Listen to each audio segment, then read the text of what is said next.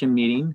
We can start with a roll call. I go ahead and call your name, and if you could just answer here after I call your name, we'll get everybody accounted for on the record. Go ahead and start with the Parks Commissioners. Ben Coronado, Parks Commission Chair, here. Mary Barber, Vice Chair. Here. And Louise Tiemann. Here. And Nicole Hicks. Here. And Roger Henderson. Here. And Ben Lawrence. Here. And Anastasia Wright. Here. And we have from the city, we have a Public Works Director, Jeff Langhelm. Here. And Public Works Assistant, Terry Garrison. Here. And also from the city, we have Communications Director, Laura Pettit. Here. And from the Harbor History Museum, we have Stephanie Lyle. Here.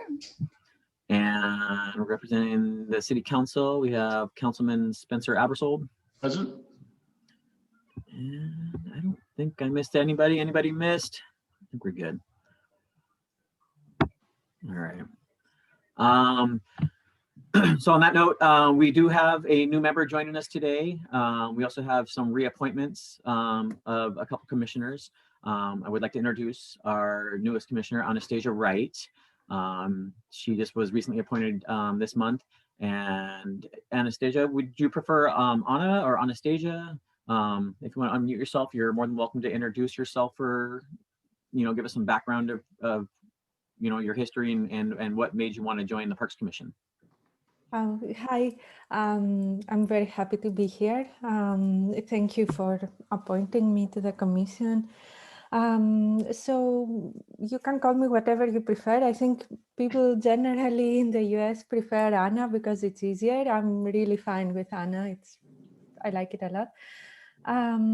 So I'm new in town. I've been here since 2019. I work regularly at the food bank, at the local fish food bank. I have a long history of interest in community service, and that's why I wanted to join the Parks Commission. My husband and I are really devoted birders. So we really enjoy our time going around in the parks, and I thought it would be a good chance for me to participate in the town. Absolutely. Great to have you, honestly. It is a great opportunity to get really well connected with not only the people, but to become familiar with the town. So yeah, I hope you get what you're looking for there. We also had a couple of reappointments. Ben Lawrence and Mary Barber were both reappointed to serve a second term. I know they were got appointed there at the end to finish out previous terms. If you guys want to take a moment and introduce yourselves for Anastasia, and then maybe touch on base on what made you want to decide to continue serving on the Parks Commission. Mary, do you want to go ahead and start? Sure. Hi, Anastasia.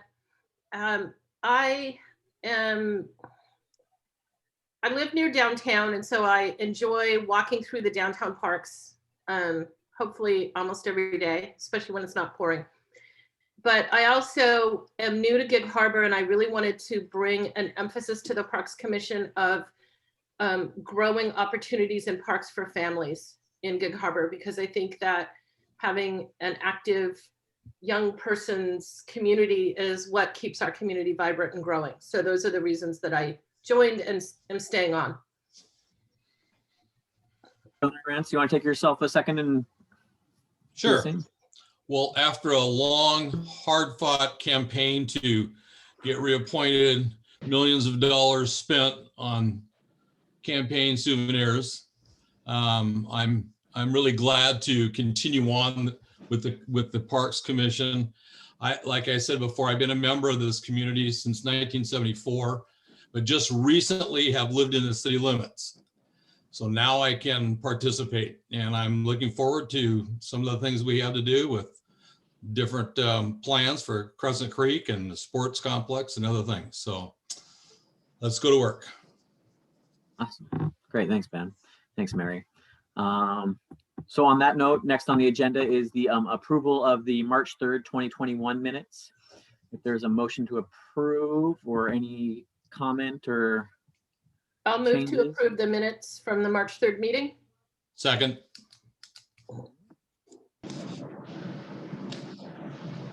Aye. Aye. Aye. Any opposed? All right, minutes approved. All right, and next up is the introduction of Laura. Laura has been new to the city. She most recently went on maternity leave, and now she's back. And so this is going to be an opportunity for us to get familiar with Laura and how that will look. So Laura, if you want to take a minute, introduce yourself and let us get more familiar with you. You're the Sure. Thank you so much for having me. And no formal presentation here. I'm just here to listen and figure out what's coming up next. I know we're excited to have a parks manager again coming up here. So that person and I will liaise very closely on some of these issues. As you've all probably noticed, the Gig Harbor Sports Complex has been a hot topic over the past couple of weeks. I have willingly thrown myself in the fray to answer some questions and make sure that there's some inaccuracies that are addressed. We do have some issues within not necessarily the city government, but the city and its citizens of how information gets passed through and how it gets processed and how inaccuracies are spread. And so we were trying very hard to eliminate some of that confusion and redirect those with just simple facts, not engaging in trolling, nothing but offering first-person meetings and making sure that that what's put out there is accurate. So that's been on my agenda. Sorry. Kind of streamlining our communication and who media reaches out to at the city, being the main point for all of that, making sure that they're talking to the correct people, making sure that they're talking to parks commissioners when there is an issue and something's getting coverage.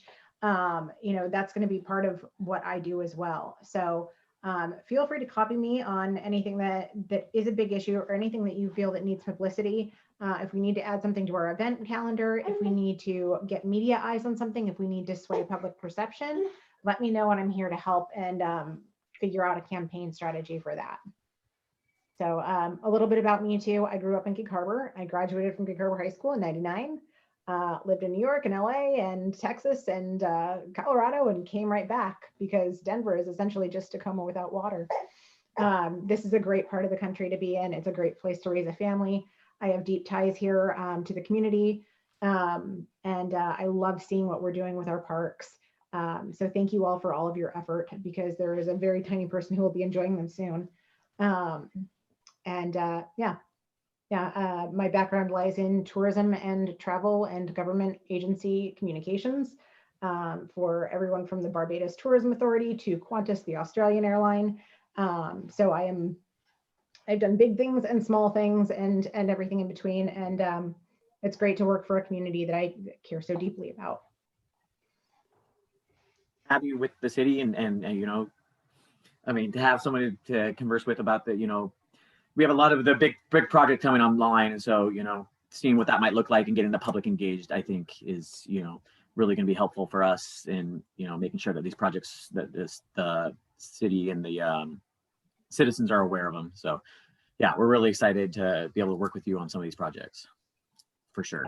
And I think Jeff can attest to this too. I'm available very frequently via phone or email.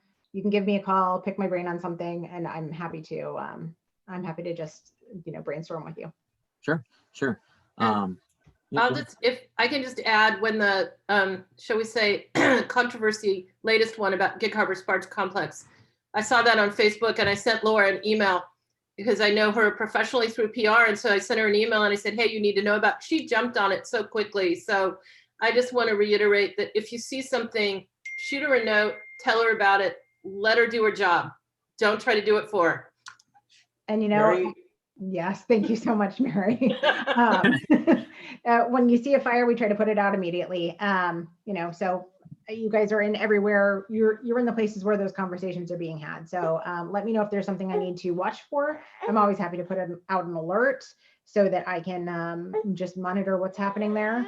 But always feel free. And thank you, Mary, for doing that. I really appreciated it. Do you think there's a way we could get your name on a Parks Commission roster thing?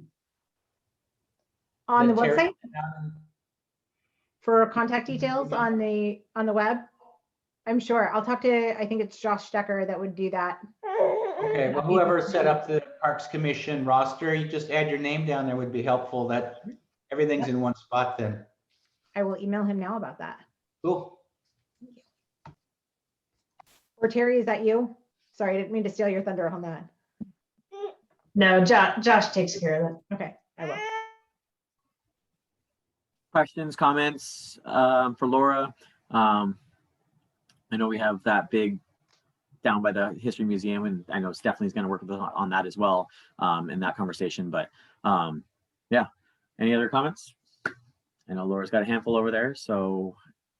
Laura, I also thought you did it. I thought you did a great job responding to that Facebook post, and I've used your information a couple different times with other people, so I'll also say thank you. Thank you very much. And thank you, by the way, for, I believe you were out at the groundbreaking for the For veterans. Veterans Park. Thank you. So thank you so much for attending for that too. So Laura, we open up lines of communication, and then we'll get your email and contact information added to our list, and so we can direct, you know, any future issues or comments your direction as well, so that way you're part of the conversation. Absolutely. And Terry has my information too. So Terry, I'm assuming you're in touch with all of the commissioners.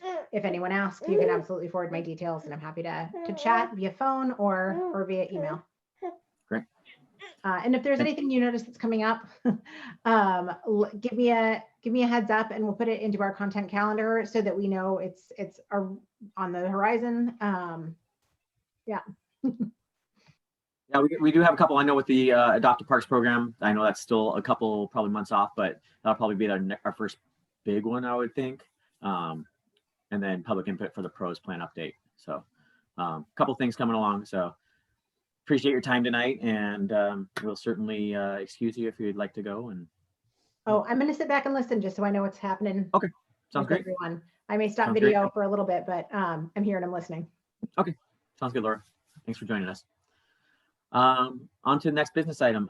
Old business, item 1, the inventory of the parks facilities discussion for the update to the pros plan. So last month we were all assigned to do the inventory that Luis put together, which was awesome. Luis, you did such a good job with that. That was really, really helpful and really user friendly. So that was really appreciated. And I think we got them all done. It looks like we got a couple last minute ones in. And then that was part of the meeting packet. But I'll go ahead and, Jeff, would you like to go ahead and touch base on that and where we're going with that?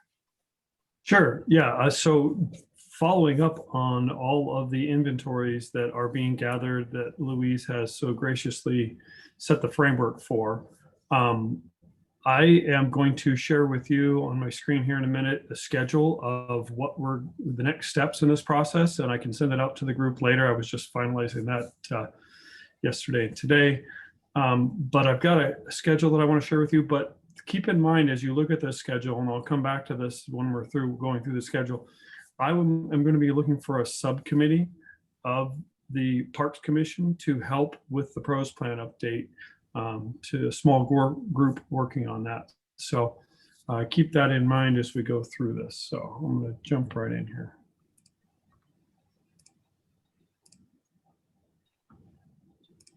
Okay, can all of you see my screen? It's a PDF, inventory of parks facilities. Okay. Yep. Okay. So let me adjust my screens around so I can see what I'm looking at. Okay, so what I put together here is just a rough outline and can definitely change it. I've got it on another screen here so I can modify it if we think that this is either too aggressive or too slow. Before we get into all these details, though, I want to make sure that everybody's aware, and of the status of the parks manager position, because that's kind of key in this here. So I'm going to start with that. So the parks manager position, we've had first round of interviews with 2 separate groups. We've narrowed that down to second round interviews, and we're going to have a third round interview with 2 of the finalists. So I hope, I've asked for that third round to be scheduled for an end of next week if possible. We're going to check with everybody and see, and then hopefully we'll have word after that. So getting close, I hope. Yeah, and by the way, I appreciate it when I recognize Mary's contribution to the first round interviews and Ben's in the second round and probably the third round too. Appreciate your time on that. Okay, so on the screen, inventory of parks facilities. We have a lot to do in the next 10 months, assuming we get through this in February. Some things that you might not have too much input on or interest in, or might not have even known. But there's a lot here that steps we have to go through. The meat of this, as you see, is July through October.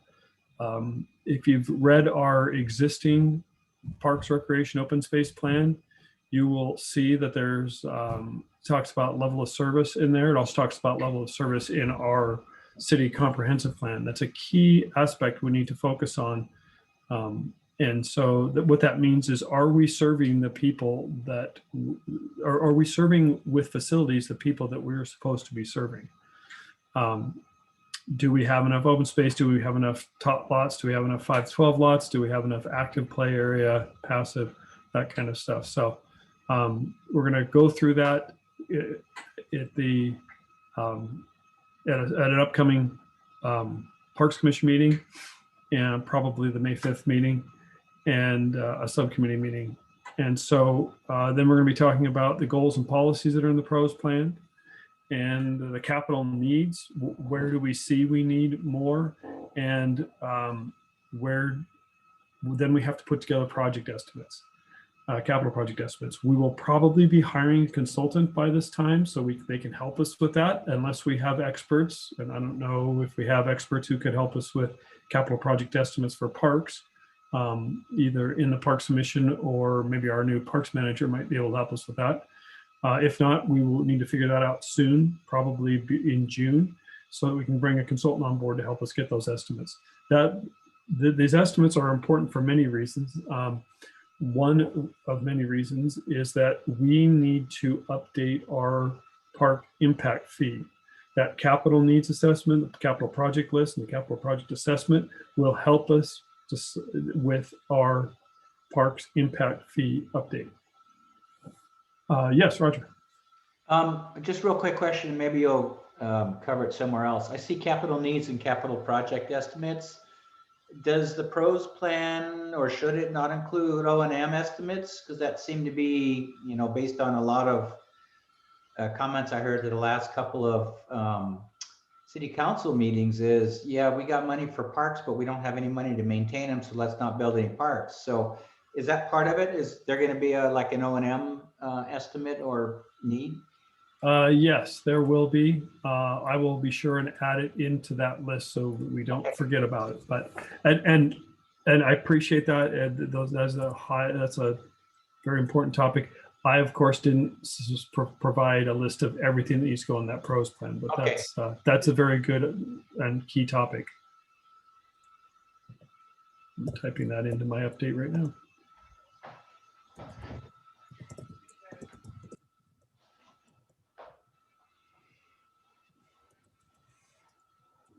Okay. So you can see, and I don't mean to be jumping around, but there's a lot of steps we have to go through. The Public Works Committee is here. We want to make sure we bring them along as the conduit for setting the framework for this. We will be before the Public Works Committee just to give them an update and with the schedule. Then we're going to be in May, and then we're going to be back to them with a review in October. and then a final review by the Parks Commission and the public in November. And then we've got report to council. Department of Commerce is a key. There's 60-day review required by Department of Commerce. And then first and second reading of council will have it adopted by March 1st, 2022. So there's a lot of time in there that gets eaten up with Department of Commerce review and first reading of council. The council cannot adopt this plan until the 60-day comment period with Department of Commerce is over. So that's kind of what sets the date on all of this and sets these schedules. But you can see, and as was noted earlier when we were talking with Laura, there's a couple of times where we need to engage the public. We need to do something in June and we need to do something in November. And so it very well could be as part of the existing Parks Commission meeting agenda that we have on our first Wednesday of every month, or we could do it separate. That's something we're going to have to talk about and get on the calendar. But I would be looking for, again, volunteers from the Parks Commission to, I've just lost my entire screen, sorry. Just lost everybody, it went off the screen. So let me see if I can get everybody back. It's because I can't see anybody's hands at this point. If they're raising. We can still see you and hear you, Jeff. Okay, good. And I don't know how I'm going to get everybody back because it went off the corner of my screen. Great. Computers, you gotta love them. All right, well, I might have to deal with that for a bit. At this point, if I would be looking for 3 members of the Parks Commission to join on that subcommittee. And if you want to either call yourself out, nominate someone, or raise your hand. I see Mary's hand. I'd like to do it. Okay. Okay. And Roger, did I see yours, Nicole, too? Oh, okay. So I got Mary, Roger, and anyone else? How many meetings are you expecting, Jeff? Do you have I mean, like 3 or 4, or like closer to like 6 or 7 probably on the subcommittee meetings? I'm guessing 1 subcommittee meeting between Parks Commission meetings. Oh, okay. Oh, every month? Every month, yeah. Gotcha. Yeah. I could probably do 1 more meeting a month. Okay. Okay, well, that's great. So we've got 3 right now, and if it needs to change because it gets too much or something, let's just talk about it when we get at the next Parks Commission meeting, or send an email out to Terry, and Terry can coordinate that if it gets to be too much. Okay, sounds good. Thanks. And Lawrence, did you also have your hand up? Yeah, I did. Ben C beat me to it. Oh, okay. Well, Okay. You guys I'll can leave arm you guys. wrestle. Yeah, you guys arm wrestle and negotiate the Arm background. wrestle. Yeah. I'll just put down Ben. Yeah, there you go. One of us will be there. One of us will show up, or both. Yeah. Call it the Benz. Yeah. So you can see there's a lot of work to do. There's a lot of organizing to do. I sure hope the hope here is that we have a parks manager who will be able to help us coordinate that. I to be honest, I just don't have the time to be that central point of contact on this. And if we get a parks manager in here in May, I think that we can bring that person on board and get them up to speed quick by June so they can participate. If not, and maybe, even if we get somebody in here in May and June, there still might be too much. Then that person might come in and say, whoa, here's some fatal flaws in your schedule. And so we have to look at hiring a consultant to do more than just cost estimate. They might have to help us with some of the renderings, the public process. That's one thing that consultants do too. They either bring in outside eyes, ears, thoughts that are very helpful, or they can provide us with pictures, schemes, publishing, digital publishing that we don't have the capability and in-house abilities to do. So it's kind of be up in the air, but we have time to adjust. But that framework that was set up by Louise to establish what we currently have in our parks is a blessing. I need to go through that at some point and just do a summary of that. And so I don't know, Terry, if you and Louise could find a time next week to do it via video, if that's possible. I don't, or not, or the next, or the following week, just sometime before our May meeting, to go through that inventory. It'll probably take an hour, I would say. I don't know, Louise, maybe more. Yeah, that should be okay. Do you guys want to see what it looks like? Are you interested, or do you want to do that another time? I mean, not this meeting, Jeff, for what you need, but in general, do you guys want to see how it came out? Yeah, I would say maybe the next, maybe at our May 5th meeting, we could do that. Yeah, that'd be great. Great idea. Yeah, Roger, you had your hand up. About the consultant that you had mentioned that you would be bringing on, currently, you were just thinking of having them do estimates. And then, Yeah, that's my initial thought is to have somebody to bring, because I know that we're going to need somebody to help with the estimating. yeah. So who's going to be doing? I mean, I guess, are one of us going to be doing all the writing of the pros plan? I've looked through the pros plan. There's a lot of stuff there. I mean, there is. No, that would be the parks manager. Oh, okay. Be doing that. Yeah, he comes by. Okay, that's a good job. All right, thanks. Yeah, and we've in our interviews we've referenced the planning element, both individual park by park planning and parks just general comprehensive planning. Okay. For the parks. So, all right. If it might be, I mean, it might be a good place to learn. We have a good framework to start from, a good background to start from. So maybe it'll be something that they can also learn from. We have some talented people here that can provide some guidance. It's something that we could definitely pull off. But if it's going to be overwhelming and I'm overselling it, and then I definitely want to hear that from the parks manager when they show up and take a look, and we can make that call. I think we have time to adjust if necessary. Has that contract been awarded yet for the consultant? No, we'll probably do that in June. All right. Yeah. Okay. All right. Any other questions on this item? Okay. All right, well, that's all I had. I can send this schedule to Terry and she can distribute it to the group. Again, it's just draft. It'll say draft on the background when I print it. But it's at least a starting point and we can go from there. Okay. Yeah, that'd be good. And then maybe get the initial couple of subcommittee meetings included with that. Okay, that's a great idea. Terry, if you could, I'll email you that calendar list, and then if you could look at calendar availabilities and see if we can coordinate a couple meetings. Okay. Thank you. All right. Any other comments or questions on the inventory? Other than that, we're going to move on to old business number 2. Old business number 2 is the creating the Adopt a Parks program. This one's definitely moving forward. The inventory is super helpful. And then we had Terry sent out the updated list I think just a couple of hours ago with the last couple of parks that we got done from the inventory and some of the tasks that could be included from Parks Appreciation Day. And I know from Adopt a Parks, and I know from last year, the Parks Appreciation, we had a lot of buy-in from a lot of the company or the local companies and like civic groups and stuff like that. So I think that's probably, where this might be heading as far as who we can tap into first for some of these larger ones. But does everybody had a chance to look at the tasks? And Terry, these are cleared with the union rep or with the Public Works saying that these were all acceptable tasks?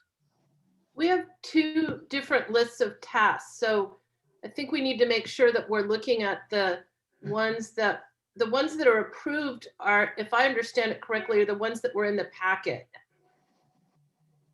In the Adopt a Park, it's like page 11, starts on page 11 in our packet. Is that right, Terry? The one I sent initially was went through our operations group. Yeah. Then today, when I got the inventory stuff input in, I added those, and they're I think they're in italics. So that hasn't gone back to make sure the operations group is okay with them.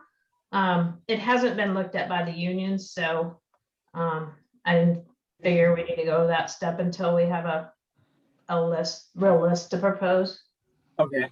But I don't So- see a problem with anything that's on there yet.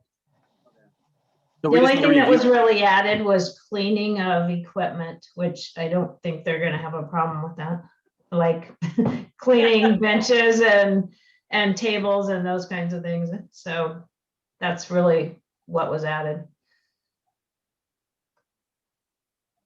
So is the next step that we're at on this then, is we're gonna review this and then see if there's anything that we can add or that should be added. I would assume that if we run through the inventory, that should have been brought most of the stuff to light.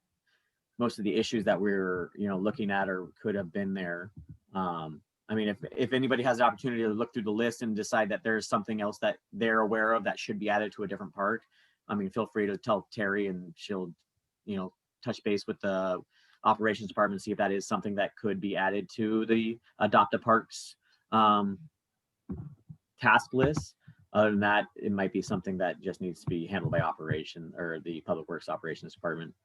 And the frequency is just all based off the inventory, right? And then the amount of people, or is it just based off the? That was Yeah. all based on the Parks Commission input. So, but I am copying operations on it, so I don't think they're gonna care one way or the other. Well, and Because you're I mean, also, ideally, they're just checking out equipment once we're able to, right? I believe so. And then, they'll have to pick things up, pick up bags of debris or trash, or if there's a big project where there's, bark that needs to be delivered or something, but yeah, so I think that some of those tasks may benefit from more people than maybe individual tasks might benefit from more people than what was on the list of options, right? It only takes a couple of people to clean picnic benches or tables. It takes a lot more to spread beauty bark in over a bigger area. That's what I think before we go out, to Louise's point, before we go out and try to contact the companies again and say, hey, do you want to adopt this park? I think we need to figure out what we're really asking them for roughly as far as a monthly or even quarterly commitment of X number of people. We need X number of people to do this on a weekly basis or a monthly basis, or I think we need to have some sort of a framework of what it is that we want, that we really need. Want to do it off based off volunteer hours, estimate what that task list might equate to in hours. And Yeah, then say, and what our okay, so expectation is. yeah, so we need 20 hours quarterly. Can't hear you. So we would say that 20 hours with a volunteer work quarterly for Finholm View Climb or something like that, which Yeah. necessary, but Because Okay. otherwise, I think if I was the company or even the service club, I'd say, well, okay, so how often do you want us to pick up litter and debris at Adam Tallman Park? How often do you want us to weed the planter areas, that kind of thing? I think we need some parameter in it before we can make that ask. And I would assume, and maybe Spencer can add something here too, I would assume we need that before we go to city council with this plan. I think it just seems like we need more than this list of tasks. And I mean, we're still a little ways out. I mean, until restrictions get lifted too. So this is still a work in progress too. So I would assume we kind of fall in line once the Adopt a Roads program gets reinitiated, that we fall in line with that. It's kind of the goal. Yeah. Is there a guideline document for that? Yeah, I think it was in 2 meetings ago packet or last meeting's packet. I think Terry included it in one of them.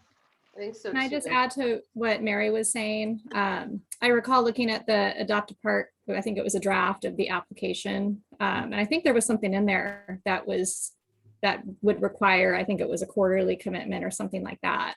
It is in the March packet. So Yeah, that could be something when we present it to different organizations, maybe showing them that, you know, so they know it's more than just a year, or depending on the park.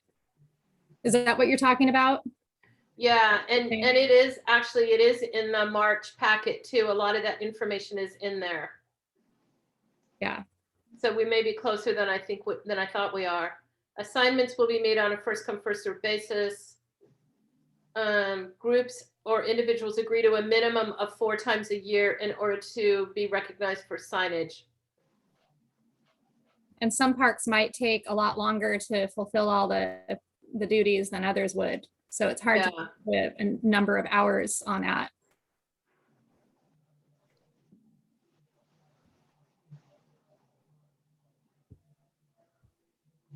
So what do we need before we go to council on this then? Because I guess to me, it makes some sense to get it approved so it's ready to go when restrictions are lifted. I mean, I think we're pretty close. As I don't know, Jeff or Terry or Spencer, if you feel you got any input. So I guess I'm missing the question again. What I'm wondering is what information council needs to be able to say, yeah, go ahead and with our blessing to do this program, to build out to ask companies and service clubs to adopt a park in Gig Harbor to do these. In relationship to COVID? Or just in general? In general, to start the program. I think they need to have a resolution after restrictions are lifted. I think they need a resolution to adopt the Adopt a Park program and the program documents. This is how we did Adopt a Road. Yeah, Okay. and we need the general understanding of what Adopt a Park would be, but we don't need all of the specifics. That in the resolution, it can say that those specific details can be reviewed and approved by the Parks Commission and the city's operations group or Public Works in general or something. But we do need to make sure that we have a structure in place and a general understanding of what the volunteers are going to be asked to do and what's going to be, and that it's been run by the unions and the tasks are based on a list that operations provided. Just where you're going, I think we're close to getting that to be ready to present to the council. And does it have to go to Public Works Committee, Jeff, or no? If we have time, yes, I think it should. And if it's something where COVID restrictions were lifted at the end of this month, then maybe we'd say, well, let's just try and get it right to council. But preference would be to bring it to the Public Works Committee first. Right, and I would suspect that I think 2 of the council members are former Parks Commissioners, Councilmember Denson and Councilmember Markley. So I would assume that they're going to want to delve into it and get into the minutiae of things, and would assume Councilmember Wilk would also want to do that as well. So have as much detail as possible that they don't have to write it up on themselves, because I'm sure they're going to want to, would be helpful. And I would say I was picturing a chart with the park name, tasks that needed to be done on a yearly basis, a quarterly basis, and the monthly April through October sort of basis. And some parks may have all of those and some only one, but then we could line those tasks out there with some hours estimates that go along with them. And then that would be a nice clean, here are all the parks and here are all the tasks, and this is the increments that we think that need to be done. And I think it sounds like that would be sufficient to, for all of us, that we've made decisions around it. So I'd be willing to work with Jeff and Terry to put that resolution together for next month. Yeah, that I think that's kind of where we're at. One of our next steps is time to start formulate that. So that'd be great, Mary. And then So after we make our resolution and recommendation to council, they'll review it and either approve or amend it. And then we'll go forward with getting people filled in parks, I think is kind of the next step after we get our resolution and recommendation done, right? Okay. So Mary, you'll touch base with Terry and Jeff and work on that, and we'll have something hopefully to bring forward in our May meeting. And we'll talk about that and hopefully send it off to the Public Works Committee and then on to City Council after that. So I think we're pretty Spencer close had a on this. comment. Yeah, so I mean, I don't see any opposition to this. I think this will probably pass overwhelmingly. But would there be any kind of public outreach or campaign to raise awareness about this so that businesses know that this opportunity exists and groups? Because I know like our Kiwanis group would probably jump at this opportunity. And I would assume that there might be some a little infighting about who gets what park, Right. you know, because that's going to be a highly visible thing, and so that I think you need to think about that as well, because allocating the parks and who gets it and on what basis and that kind of thing, because like I think that it'll be fierce competition. I think that's one of the things that Ben and I have been talking about needing Laura's expertise on also. Yeah, How I to do totally that. agree. Yeah, Laura will definitely be able to help. Yes. Yeah, Laura will definitely be able to help with that. I think it'll be great to get the word out to the community organizations. It'll be great to get word out to the Chamber of Commerce and the Downtown Waterfront Alliance. Maybe with Laura's help, we can create a one-page summary or something with some contact info and what it entails, some dates. Yeah, if we do have too much interest, it's a good thing, but we'd have to manage that. Some of these parks, and maybe I missed it, but some of these parks you're going to have to probably break down some of them. I mean, Scansey Park, is that you're going to have one group do all of Scansey Park? Maybe we can have one group do the dock itself, or the restrooms, or in and around the restroom building and the Welcome Plaza, and then another one be the park grounds and around the house. So anyway, some of those things we can talk about later. And Wilkinson, I mean, Wilkinson's another one where you can probably break that down into some sub areas. Cushman Trail too. Yeah, Cushman Trail, absolutely. Thank you, Roger. Yep. That was what I was going to bring up. If someone can put together short bullets and email me, I can put together a one sheet for that. I'll do Great. that. Thank you, Mary. I got something to add to that. I don't know how much it was touched on at the last meeting. I don't recall, but are we looking at just putting all the parks out there and just letting people kind of take their pick, or do we want to highlight priority parks, or just kind of wait and see what happens and what people select? Just out of a word of advice, I would say sign up and then get assigned to a specific part, because there's going to be some that people are super into and some that people don't want to do at all. And just for overall fairness, first come, first serve, this is plot 1A, this is plot 1B, Yep. blah, blah, blah. That might be the easiest way to get someone. Could we have, as part of that application process, just say, hey, you can put your top 3 parks you'd like to work Yep. in, but okay. That's what I think. Will be given Yep. the top 3 choices. Okay, And a caveat that we hope that they will get one of their top 3 choices. right. I would like to see a tug of war competition Right? on the public docks. Whoever remains dry gets first choice. Or not in the form of a bride, but how about pie? You know, there's It's- best it's a- pie. It's a It's good for- fest event. If you want to adopt a park, Yes. I like the pie concept. Right? Put some blood sport into this. Right? Too bad there's no maritime gig. I actually, I guess I don't know that that's true. Is maritime gig happening or postponed? it's in August 28th is the goal date. Okay, so that's a little, No, August 21st. that was 21st, I'm changed. sorry. Yes, Yeah. yes. okay, so 22nd, that's yeah. a little too far for this purpose, but that would have been a fine venue for that tug of war event. And and some pie contest Uh, bribes. Just a quick note, it might be great to have signups at our summer concerts and movies in the park. So if we could have a Parks Commission bench or something like that, or just a little presence there with people who would sign up, that might be an excellent way to get some publicity for that. You're in a park, you're enjoying a park, why don't you donate some time to a park? Absolutely. Good point, Laura.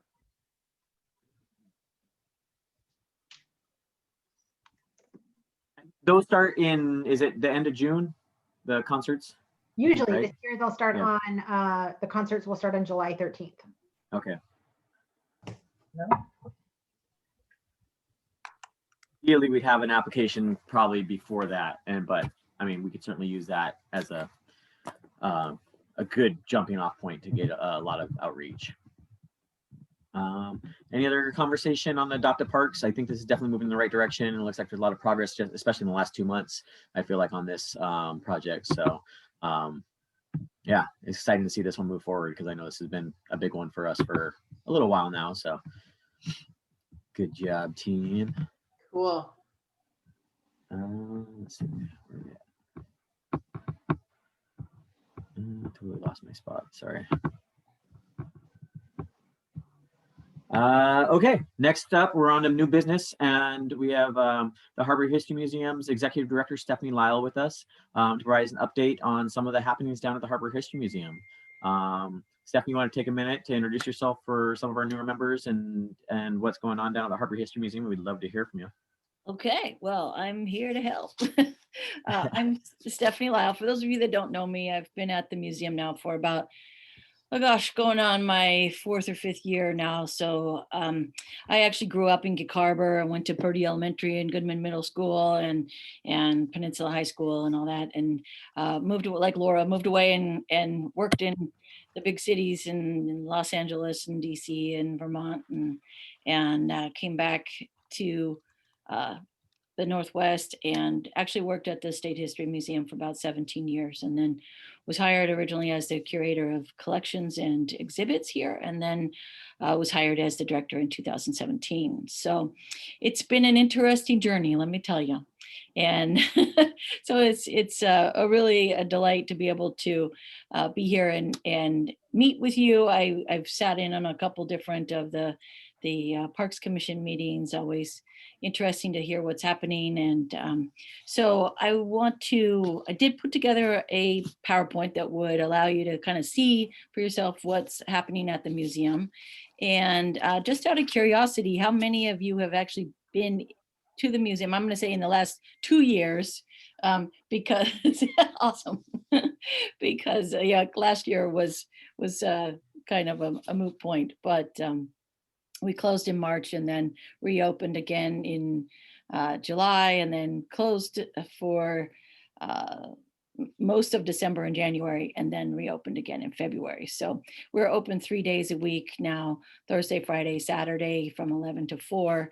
And of course, get a grant from the city of Gig Harbor to provide free admission for all the general public visitors. And that's a really great program. I love it. I love it for our residents, because then they can come back to the museum as many times as they want to investigate the bridge, or come to the theater, or whatever they want to do, see a special exhibition, check on the progress of the Shenandoah. We have a lot of folks that do that. And so it's nice to be able to offer that. So it's great. We're really missing the school program this year because we don't have our field trip program going, but we have tried to innovate in a lot of different ways, and I'll explain some of that as we get going here. So let me make sure I can share my screen, and hopefully everybody can see this okay. You see a big boat? Yeah. Okay. It's been an interesting year for sure. So the COVID update is kind of my logo for many of these talks lately. But really, I think it's pushed people beyond their expectations in terms of what museums and other community groups can actually provide. We were very happy to be able to continue work on Shenandoah during the COVID shutdown, because as a state heritage capital project, those were approved by the governor almost from the get-go to continue continue on. And in this situation, we took a lot of COVID measures to be able to continue work on the boat. So that progress is moving along. Even from this photograph, there's been considerable progress made in the months since this was taken. I do want to acknowledge that the Gig Harbor Peninsula Historical Society and the Harbor History Museum stands on the ancestral lands of the Coast Salish indigenous peoples, specifically the Squabash band of the Puyallup tribe. And we are very honored to be the stewards of this ancient place and to share the stories that have defined the Twelkush site over time. So with that, I want to share a little bit more about what we do and how we do it. Museums are a mystery to some people, and a lot of people think that all we do is have exhibits and stuff, and actually we do a lot more than that. And we maintain a collection that is as relative to this whole region. The South Sound region is a really interesting place because there is the deep indigenous history, there is immigration history, there is innovation and industrial history. And so there's a lot, a very rich cultural tradition in this area. So we're very delighted to be able to explore that in depth. We like to say that the projects that we work on have roots in our local area and branches of national significance. These are our board of directors, and you may know some of those folks, but we do have a very engaged board, and they're very committed to moving forward with our capital project. Some of you probably know this view of the museum, the grand opening that took place on September 18th of 2010, and we're actually doing planning on an anniversary plus 10-year anniversary plus one on September 18th of this year with our History Rocks event that'll actually be held at the museum site. So just to give you a little bit of an insider view to what is inside of the museum, this is our collection, a sampler that I like to say our collection sampler with Native American artifacts that number, we just did a full inventory because we'll be sharing that with the Puyallup tribe as we move forward with some of our planning for updates to the Native section. And then we also have a very extensive collection of Narrows Bridge materials and some of the Shaw collection, which Clarence Shaw, you have Shaw Park, the inventor of the Round Rock contest, rooster races, and so many interesting things. So he was quite a character and very prolific sign painter and promoter here in Gig Harbor. So that's a pretty fun collection that we have. And of course, this photograph here in the center is the Vine, which was one of the first two large vessels built in Gig Harbor back in 1890. And the Vine was a lumber schooner that was owned by the Gig Harbor Lumber Mill to ship lumber up and down the West Coast. Our permanent galleries are about 7,000 square feet, and we're committed right now to doing some updates within those galleries. They have held up surprisingly well over the last 10 years, but with more recent scholarship and the Maritime Gallery coming online, we have an opportunity to do some updating in this gallery as well. So we're looking forward to those opportunities, and I'll explain that in a little greater detail as we get farther along. We do have some special exhibitions on view right now. With COVID, we innovated and brought in the Emerson, which is a boat that was rowed from Nia Bay all the way across the Pacific to Cairns, Australia in 2018, 2019. And so the Emerson is then contrasted with the Porpoise, which literally is Gig Harbor's very own boat, as the boat that gave Gig Harbor its name. It's a replica survey vessel from the Wilkes Exploring Expedition that was used to map the shoreline here and actually was the boat that could make it through the mouth of the harbor. So that vessel is on view in the courtyard as well. And then of course we have Treasures from the Shenandoah, which features all the really weird and wonderful things that have been discovered through the restoration process. We also have a traveling exhibition program where we send exhibits out to various museums around the country. Bomber Boys has been to Denver, to Arizona. It's now on view at the Northwest Museum of Arts and Culture in Spokane. We also have a Jeannie Dellaccio exhibit and another exhibit called Hands at Work that have been very popular in the traveling exhibit service. And then of course, during COVID, we thought, gosh, what can we do? Just put something together really quick, and the Harbor Mystery Museum was born. The idea here was to have a website where we could do short-term stories about mysteries that people see all around them. Some of these take place in parks. There is one about the strange obelisks that are around the museum that everyone asks us about. And so there is a story in there about the history of why those are where they are and what they were originally used for. So that's it. That's a great story. There's another story on Starvation Heights. There's a story on the La Merced, which is a huge mystery ship. And so we'll continue to produce stories, because obviously COVID hasn't disappeared yet, but it's been a fun site. I mentioned before that we'll have History Rocks on September 18th. And this year we're hoping to do pretty much what we had planned to do last year, but had to rethink everything and do the entire event online. And so we're hoping to be able to do more of a community open house style with a live band on site and an silent and live auction. So this is a big fundraising event for us because we really are a community funded museum. We don't have a large endowment, nor do we have a dedicated funding source. So this is a huge thing in terms of our community commitment to keep the museum going.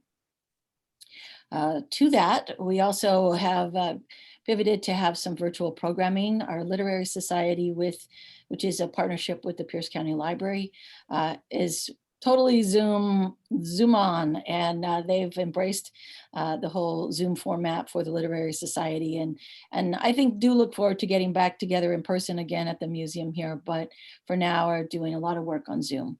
And of course we have the Humanities in the Harbor program and have been able to bring Jacob Hendrickson, who is the fellow that rowed the Emerson across the Pacific all the way from Florida via Zoom to participate in the Humanities in the Harbor program. I also want to mention that we are trying to get more information out about our collection and the kinds of things that we collect and why we collect them. So we've developed a new video program called the Collections Corner. So if you follow us on Facebook, occasionally you'll see one of those collection corners being posted, and they range from everything from Round Rocks to Starvation Heights to fishing boots and Hootie the Owl, which is connected to the Shenandoah, and all sorts of fun stuff. So hopefully you'll get a chance to see that soon. And then we have our new website that is coming along very well. We're still working out the bugs and doing some finishing touches, but it is live right now. And we're very excited to be able to have our collection, searchable collection, coming online with this new website, as well as we'll still have a link to the SmugMug site, which has a lot of our images. But as we move forward, we'll be decreasing the SmugMug site and increasing our online collection search site. So it'll be a lot easier eventually to be able to find things in our collection. We're also really delighted to be part of the Maritime Washington National Heritage Area and are serving as an anchor organization. The Heritage Area, for those of you that, I would think that you guys are probably familiar with this, but if you're not, we are having a workshop on April 29th if you want to get more in-depth information. This is a National Heritage Area recently designated in 2019 that goes from Grace Harbor all the way through Puget Sound up to the Canadian border. And it is a quarter mile in from the shoreline. So what that does is it allows all of us that are, in maritime history and numerous parks, various cities, towns, and everything along the coastline to be a part of that National Heritage Area.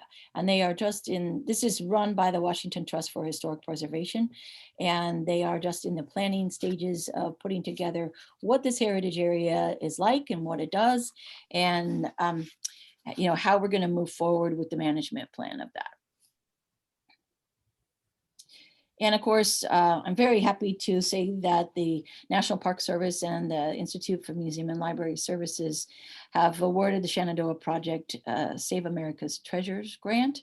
And that really puts us on par with, believe it or not, things like the space shuttle, which is so cool.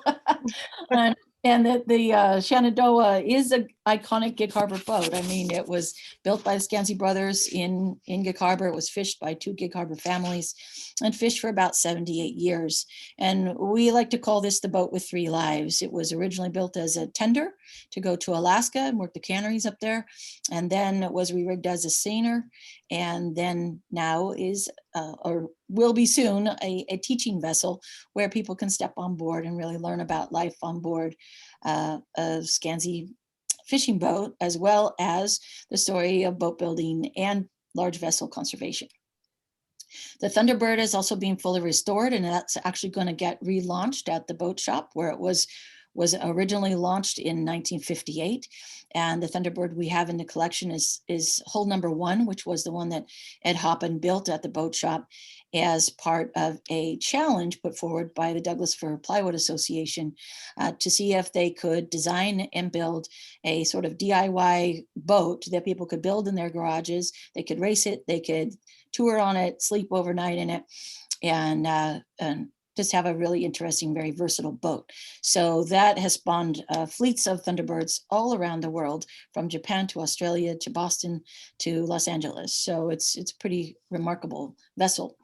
And of course, the Atlas engine has recently gotten some love, and the fellow in this picture is Craig Johnson, who is a retired merchant marine engineer, chief engineer for some of those really large merchant marine vessels that we see around, and worked on engines about 11 times the size of this one.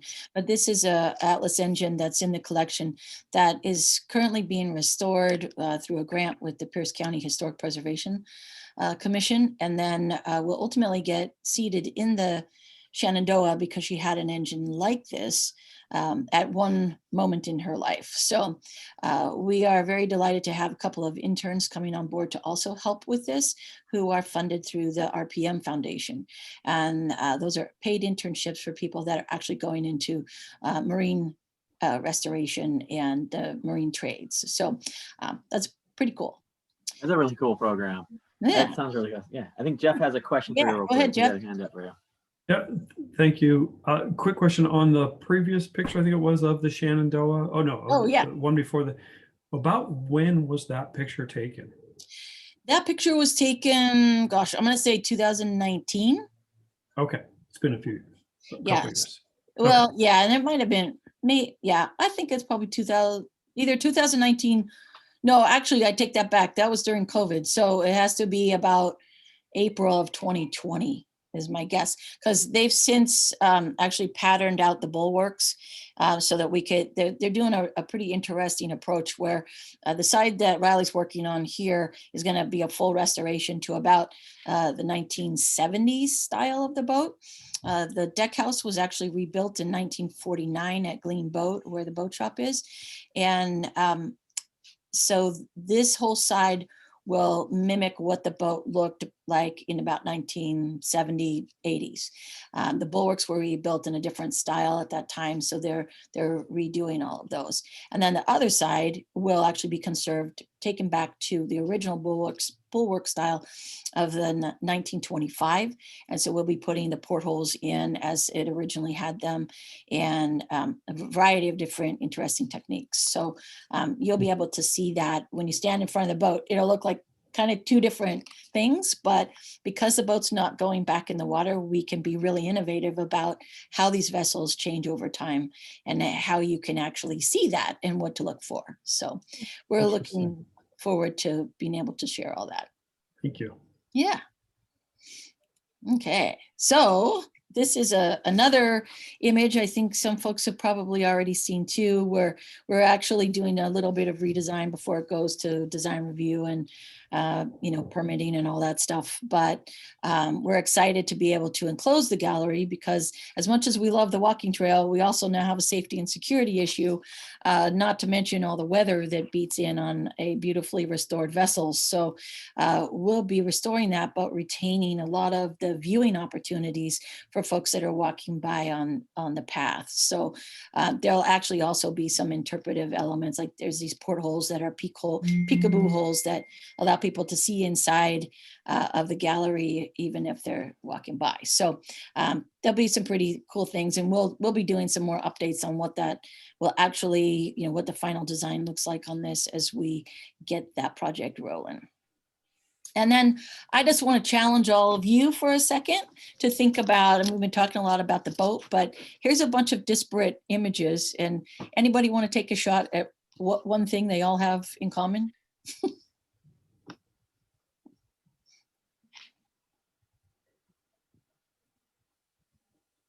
They're all taken in Gig Harbor? Actually, no, but close. They do have something to do with Gig Harbor. Yeah. I'll give you a clue. So first of all, you might see this amazing airship. And one of the other questions we get about this boat all the time is, why is it called Shenandoah? And it was kind of interesting to, hear the school district or superintendent talking about, the fact that people had proposed the name Shenandoah. And I didn't actually even know that. I love the name Swiftwater for the elementary school. I hadn't really realized that Shenandoah was one of the names, but the vessel is likely, we don't know for sure, but likely named after this airship. And the Shenandoah, USS Shenandoah came to this area in October of 1924. And it was the largest rigid airship ever constructed by the US Navy. And these were going to be the thing for the future. And this vessel, or the airship, was coming to Fort Lewis to dock at a tower that was specially built for that purpose. And people all around the Puget Sound saw this thing, mostly because they had to circle the sound a bunch of times because the winds were high and they had too much helium to be able to dock, or not helium, too much of the gas. They had to off gas, or basically burn the fuel to be able to dock safely at Fort Lewis.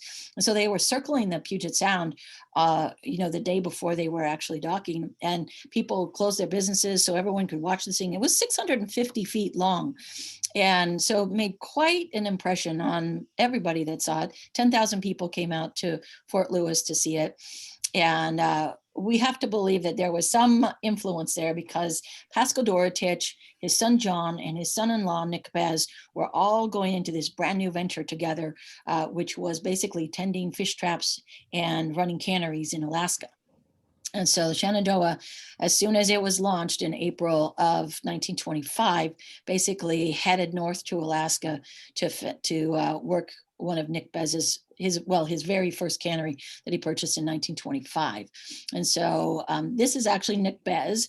A lot of people don't know about him, but if you've fished at all, he died actually in 1969, but really was what everyone called the Horatio Alger of the local area.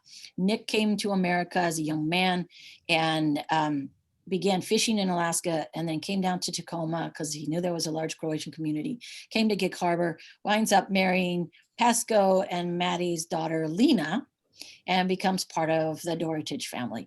But his whole thing was about canneries. And so he bought his first cannery in 1924, proceeded to buy more canneries, and got really good at turning around failing canneries, and got a whole bunch of Slavic fishermen to run their boats for him. And so that's a long story in its own right, but that's Nick Bez. He was featured in Time magazine as a multimillionaire because he actually started this idea of flying fish out of Alaska via seaplane, and then ultimately sold one of his airlines to this guy named Howard Hughes, and it became Hughes Air West. So Nick Bez was quite the cannery guy, and also was featured in Time magazine fishing with President Truman in Puget Sound. So he was very involved in international fishing rights and all sorts of stuff. But a lot of people don't know about him. He didn't have a large family, and his name just really wasn't carried on. But we do know the name Peter Pan Seafood and Bumblebee Seafood, and those were two of the companies that he was in charge of, and actually started Peter Pan Seafood. So of course, this guy over here, Chris Novoselic from Nirvana, his brush with greatness was one summer on the Shenandoah fishing in Alaska, which his dad was a crew member on the boat, and had him come along. And his dad was famous for saying, that damn kid, all he does is play his guitar. He's going to be no good. So he needs to learn to work. And look what happened. So there you go. Okay, so I want to get on to the museum site and just a few images of this place, which I'm sure you're all very familiar with. And if I go on too long, just tell me to stop. This is actually a view of the museum site in 1985 when the Peninsula Light Company was still here. I find it fascinating that there's like this big, like dump of stuff out here, since cleaned up, obviously. And I'm sure Jeff has seen a lot of these pictures too, but it is interesting to note this rooftop that you see right here is actually the building that was modified and added onto for the museum building. And this building still stands. That's the brick building that was the Heritage Offices just recently was originally built as the Peninsula Light Company office. And then, of course, you're very familiar with this image, which I just put in here for reference. But this project has actually been incredibly great timing with our capital project for the Maritime Gallery and a lot of thinking that we're doing about the future of the museum and how we approach our site, which is kind of an interesting topic in itself. We're really delighted to be flanked by two city parks here, the Austin Park and Donkey Creek Park. And, just really looking at where do we go? Because this is, we're moving into our second decade of having the museum here, and we've already outgrown our space. And so, we think, well, how do we continue to grow in our services to the community and maintenance of our collection? But, what does that look like for the future? And I will share a little bit of that too, because I'd love to have the Parks Commission involved in this process. And I just want to point out, this is that building that I showed you the rooftop of. And all of this scene is going to become important when we look at some of the additional images. That was the building before it got turned into the museum, a beautiful, lovely warehouse building. And of course, this building was torn down. And the main lobby area of the museum is in this space here. And then, of course, this is across the street at what was Morgan's Building Supply, the backside. And just over here in the corner, which you probably can't see if you have the vertical strip there, but you can still see that warehouse building that was over there. This is what I call history detective work. And, when we're looking at older pictures, we're trying always to figure out what was where, when, and mapping some of that out. So this, of course, is the front of the Morgan's Building Supply as I remembered it as a kid. This is exactly how it looked for like all the years I was ever growing up. And but this building here was actually one of the first Austin Erickson vertical log buildings, and they built that as first a sawmill and then as a shop where they were kind of promoting their vertical building structures. This is it in about 1949. The museum corner hasn't really changed all that much topographically, but that's that early building that was the Austin Erickson lumber mill. And that was run by Howard, who was the son of Charles, who had the original Austin mill. And you probably know all this stuff because I know you've done a ton of research on this, but I just thought it was fun to look through some of these images because we certainly refer to them all the time as we're looking at the museum site and neighborhood. This is another view of the street side from Harbor View in the 1940s. And this is what they call the old McKee's Berry Shed. Later on, Clarence Shaw had a sign shop right in this building here. And always was doing various signage for people. This fellow actually died in 1951, so that helps us date the photograph to probably the early to mid 40s. This is a Mexico map from 1951, and I just found it interesting to look at the property owners in the area. So 24 was Roby, who had that garage and later moved to another part of town. R.S. Austin is actually Ruth S. Austin, who was the property owner, and the daughter-in-law of Charles Austin. And then Buckman and Gillis also had adjacent properties. So this is a view of the Galbraith mill, and Galbraith took over after C.O. Austin died in 1946 in that terrible mill accident. and ran the mill for a few years, leasing it apparently from the daughter-in-law, Ruth, who was named as the property owner. But you can see that it's right, like the lumber yards are actually right up to the shoreline there. And this property has changed so much over time in terms of, being filled and culverted and opened and all of that stuff. So, these are other images when this building originated as the Eve Glow Dance and Art Studio, and then was taken over as the Peninsula Light Company offices.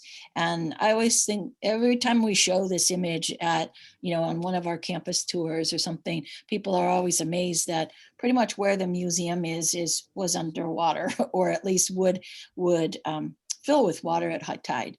And the foundation of this building is a portion of it is under the stairs right outside my office, actually.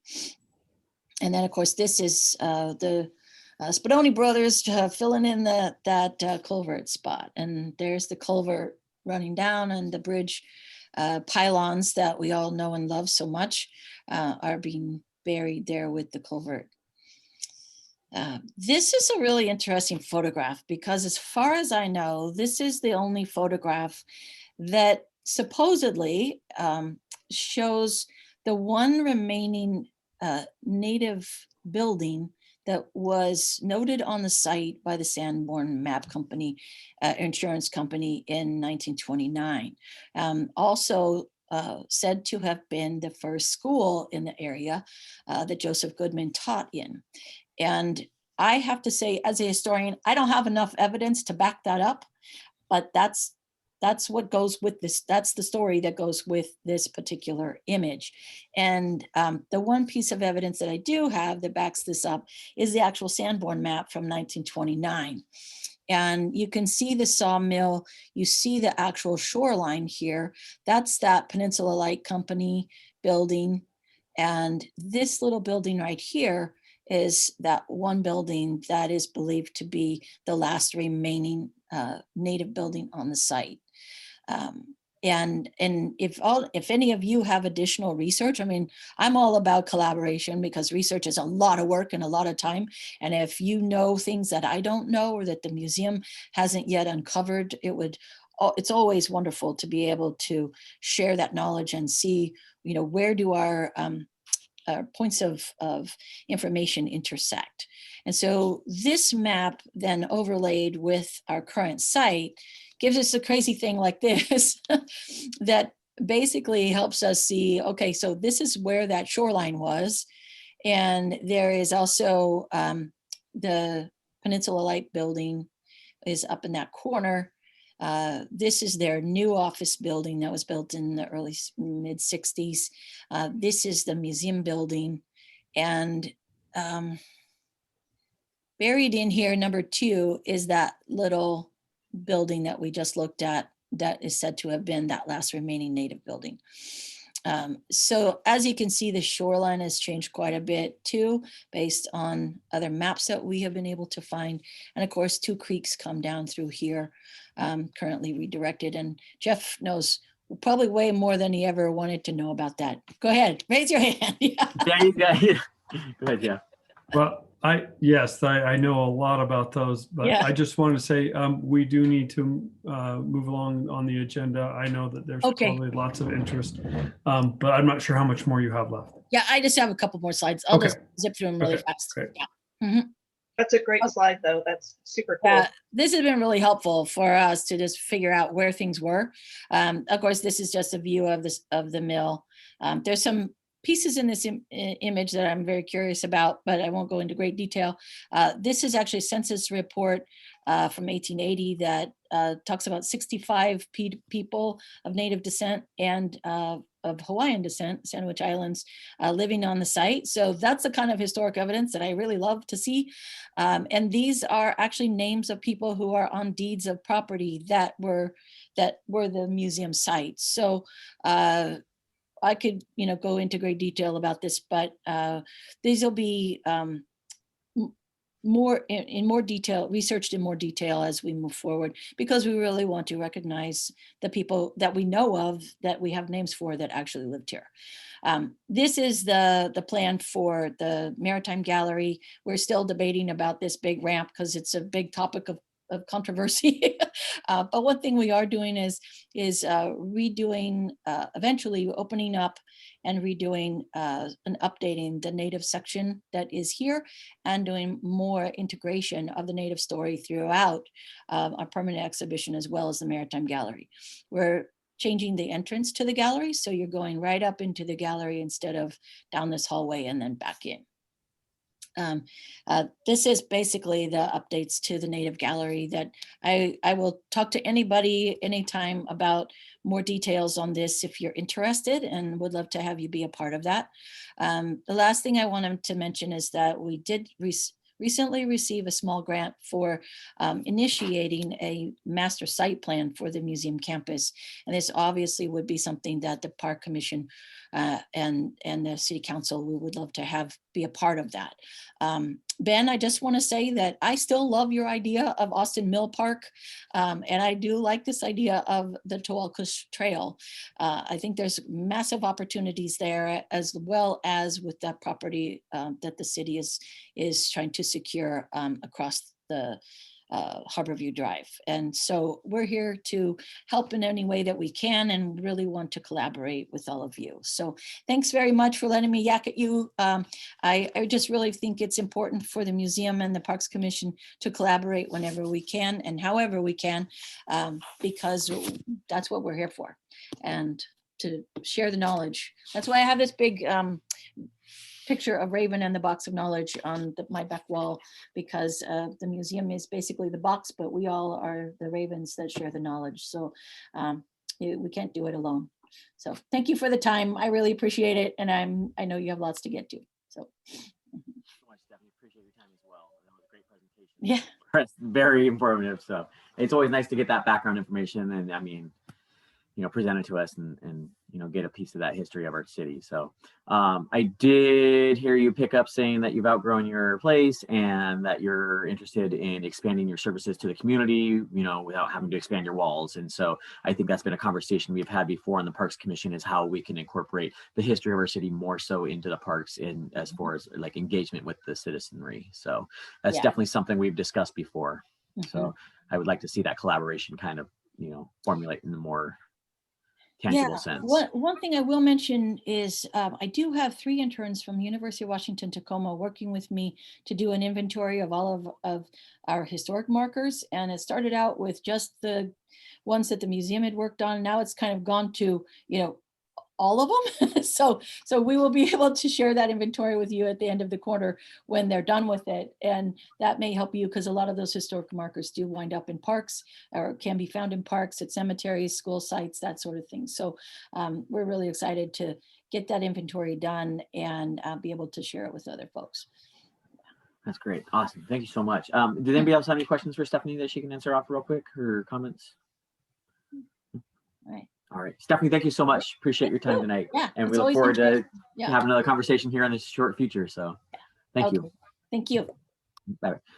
All right, we're going to move on to new business item number 2, which is the Ansich kayak storage, human powered storage. So with the kayak team, their storage moving forward, and then the public part of the storage needing to still be constructed and in line with the floats construction. I know this is kind of, we're facing what it's going to look like, and I think Jeff is looking for our input into capacity and stuff like that. And so Jeff's going to give us some more information, and we'll have a discussion on that as well, I believe. Yes, thank you, Ben. So as Ben mentioned, as you probably know, the general public has access to the inside of the boat storage building at Ansich Park. About 40% of that area is available for the general public to store human-powered watercraft. So generally, we're talking about canoes, kayaks, paddleboards, but that's one of the items we want to ask about. And so what we are doing tonight is I've got some general questions to ask the Parks Commission. And I also have an update of where we are with timing wise, and be able to do any Q&A from this point. So I'm going to share my screen, and we're going to kind of look at what the inside of the boat storage building looks like, and go from there.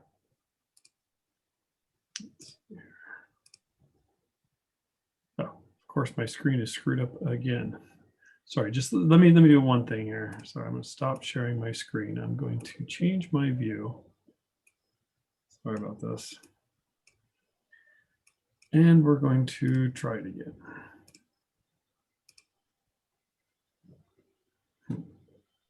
That's better.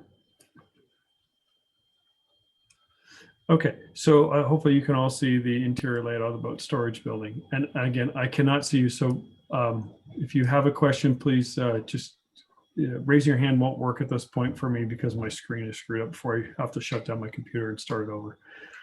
So it might not look like it, but there's a fence line down here in the middle of the building.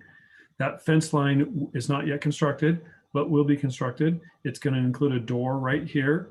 It's going to secure the Gig Harbor Canoe and Kayak Race Team's vessels on one side and the general public on the other.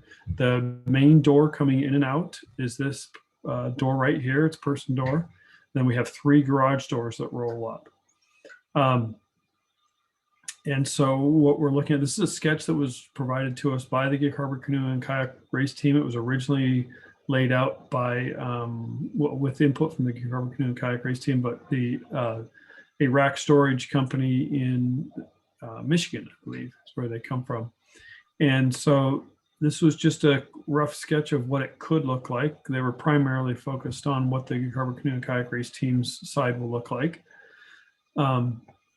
And so this is the area we're working in. And most of you have probably at least seen the building. Maybe you've been inside the building.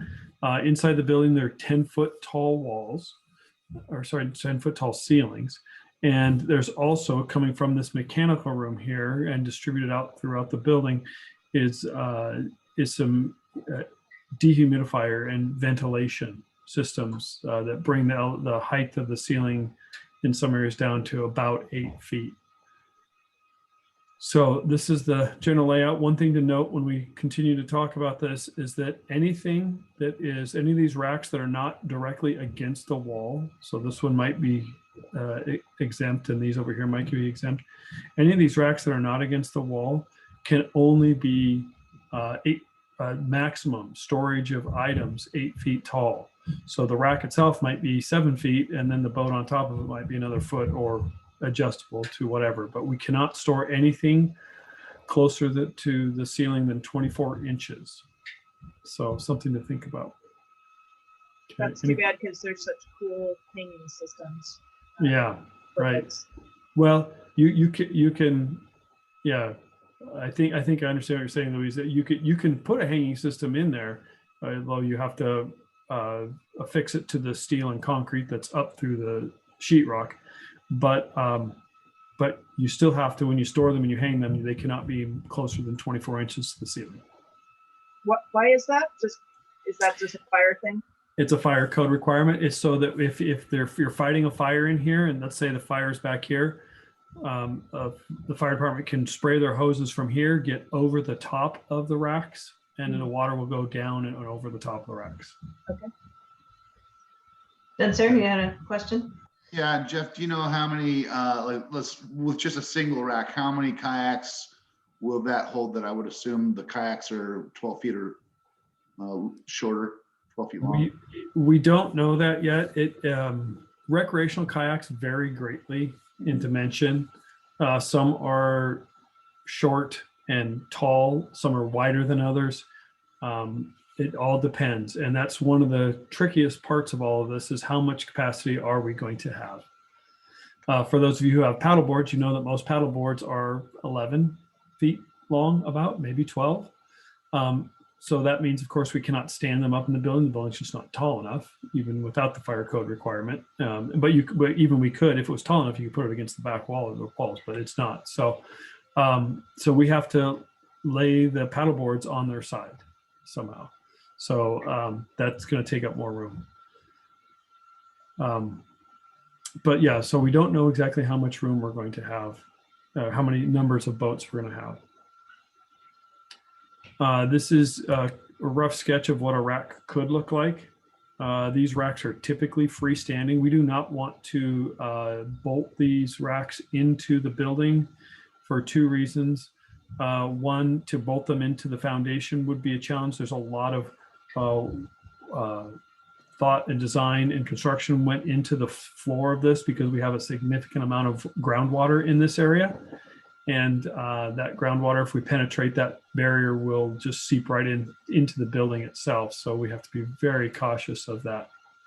And then the other reason is the ceiling. We could potentially take the racks and connect them to the ceiling, but there is a fire rated sheetrock ceiling in this building. And in order to break through that ceiling and screw into the concrete and steel above it, it would take an immense amount of work to break through that concrete or that sheetrock.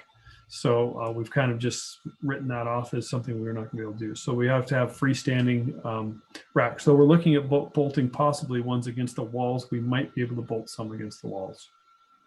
So anyway, and I did fix my screen so I can see all of you again. Sorry. So if you want to raise your hand, feel free to. Any questions at this point? Okay. All right. Well, I'm going to move on to the next stage, which is essentially what we're looking for. So here's what I wanted to talk about tonight. I want to talk about what we're looking for, and these are just 4 items that we can talk about. If there's more, feel free to talk about them. Pay structure, whether or not we are going to provide security locking for users, or they're going to provide them, or if they're going to be required to.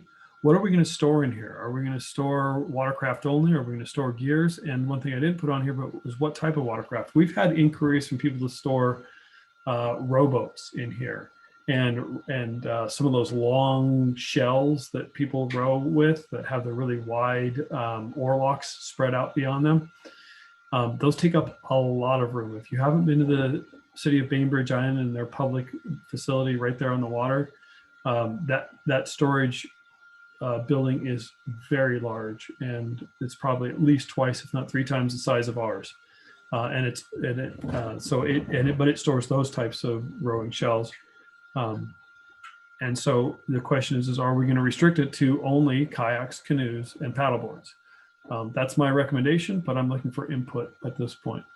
And then initial offerings. How are we going to offer this? We've had a lot of input on this, and I'm sure that there's going to be a lineup, either a little in reality or virtually, at the door when we say, come and put your name in the hat and tell us if you want to put your boat in this building, because there just isn't a whole lot of room. So I'm going to come back to those, but just give those some thought as I proceed forward. So I just want to give you some updates on some schedules. So the Community Paddlers Dock project, that's probably a key. We hope to, we're going to have a public hearing. I didn't put this on here, but we're having a public hearing at the hearing examiner on May 20th. Just saw an email pop up about that. I think it's May 20th. And so if you want to speak in favor or against the project, feel free to on May 20th, the hearing examiner. We're going to advertise in May and June. We hope to award at the last council meeting in June. I believe that's June 28th. There's going to be a lot of submittals and manufacturing offsite that's going to take place for this dock. All the floats are probably going to be made somewhere in Tacoma or Seattle and then floated in. And then the actual construction on site is going to take about 2 weeks, maybe 3 weeks to remove pile, drive pile, put the floats in place, and then connect everything together, put the electrical and water systems together. So that'll be the easy part. So you can see the goal here at this point is still November construction. Yes, Roger. Oh, you're muted, Roger.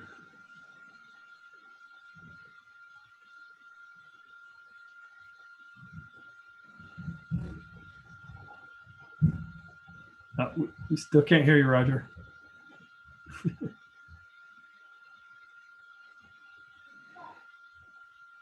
Laughing at his own jokes. Sorry. Did you get, this is on the Paddler's Dock. Did you get my email earlier I sent, Jeff, about the park impact fees and the use of those to help with the whole? No, I'm sorry. Technically I'm off today. It's a vacation day for me. Oh, no, I sent it 6th of March. So I must not have gotten to you. Then I also. I might not have got to me. Okay, I CC Terry too. So I don't know if you want to discuss it here. It doesn't have to be long, but you know, you used a chunk of money from the park impact fees to balance out the deficit in the overall project costs. Yes. Which was sharp. I mean, I get that, but it looked to me like what was left of the 2021 park impact fees was about $4,807. Is that, was I reading that your little, was I reading that kind of spreadsheet thing wrong? That it was from a spreadsheet of yours that I think you had been showing it to the park, or maybe the Public Works Committee. Public Works Committee. Yeah, no, we will have more than that in there because we won't, because we're continuing to collect park impact fees. Okay. Yeah. All right, that was pretty much my question. Is it okay? Leave us very much money, so. Sorry for missing that question, that email, Roger. Okay, sorry. All right. Okay, so knowing, oh, go ahead, Mary. Oh, you're muted also, Mary. Sorry. I'm really looking forward to not having to take myself off mute to talk in these meetings. So are you looking for input now or feedback, or did you want to keep going? Not quite. I want to keep going. I want to lay out the schedule and then come back to those four bullets or whatever. So that's the schedule for Community Paddlers Dock. And then knowing that, we have to try and get, my hope is to get all of the racks installed, of course, at or before November 1st, so that we can start moving people in. So that's why I took the storage system schedule and I started with November 2021 and worked backwards. So so we're going to be hopefully at the Public Works Committee in May of 2021 based on input we received from the Parks Commission. Just a key note here, the Parks Commission meetings are the first Wednesday of every month, and the Public Works Committee meetings are the Tuesday following the first council meeting of the month. So I can't always say that's not always the second Tuesday. Sometimes it's the third. So we have a Parks Commission meeting on May 5th, and then we will have a Public Works Committee meeting on May 11th. So what I was going to do is I was going to throw these questions out here, start this conversation, and then loop back into the Parks Commission on May 5th with any final input you might have. And then I'm going to wrap that input up on May 6th. And I have all of my information is due to the Public Works Committee on May 6th for their May 11th meeting. So got a quick turnaround, but it'll give the Parks Commission a month to at least think of these answers to these four questions and maybe more questions that you might have. So going back to that, to the four questions I have here, what kind of pay structure are we looking for? Even what price are we looking at? If someone can do some research and see what others, I think we did a research 2 or 3 years ago, and I thought we were looking at the $20 a month, $15 to $20 a month pay structure. But then the question was, well, do we charge city residents less and non-city residents more? Do we do it monthly? Do we do it yearly? The mayor has asked that there be a caveat that you can't store your kayak or your paddleboard or your human-powered watercraft in the building and leave it unused for months at a time. I don't know how we would police that, but that's maybe something that we could at least strongly encourage. Mary, go ahead. Well, I had a couple questions that I think may, at least for me, they would help inform some of this pay structure. And I guess I have 3 questions. And the first is, and I learned a new term from Roger earlier tonight.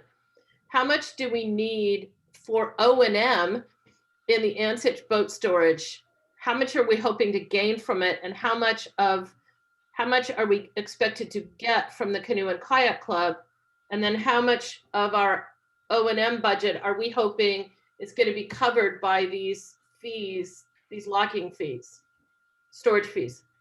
Well, lots of questions that I don't have all the answers to, Yeah. but quickly, the city, the O&M on the operations and maintenance of the interior of the boat storage building, and I'm just going to go back to this image here. Remember, we're only talking in this public. We already do Yeah. O&M on the exterior of the building Right. and on the restrooms, the mechanical. And the Gig Harbor Canoe and Kayak Racing would generally be required to do all of their own maintenance on not of the structure itself, but there's not a whole lot of, the whole building was designed to have very little maintenance required on the interior of the facility. There's drains inside the building, there's dehumidifiers inside the building, there's an air system that blows around. Most of the O&M is going to be on the outside of the building that is exposed to the atmosphere, whether it's, and so, but the building is all concrete, so it's not a whole lot of O&M on the building itself. Okay. Okay, Spencer Ebersol. Yeah, question, Jeff. Will there be like hoses to wash off kayaks and wash off your feet?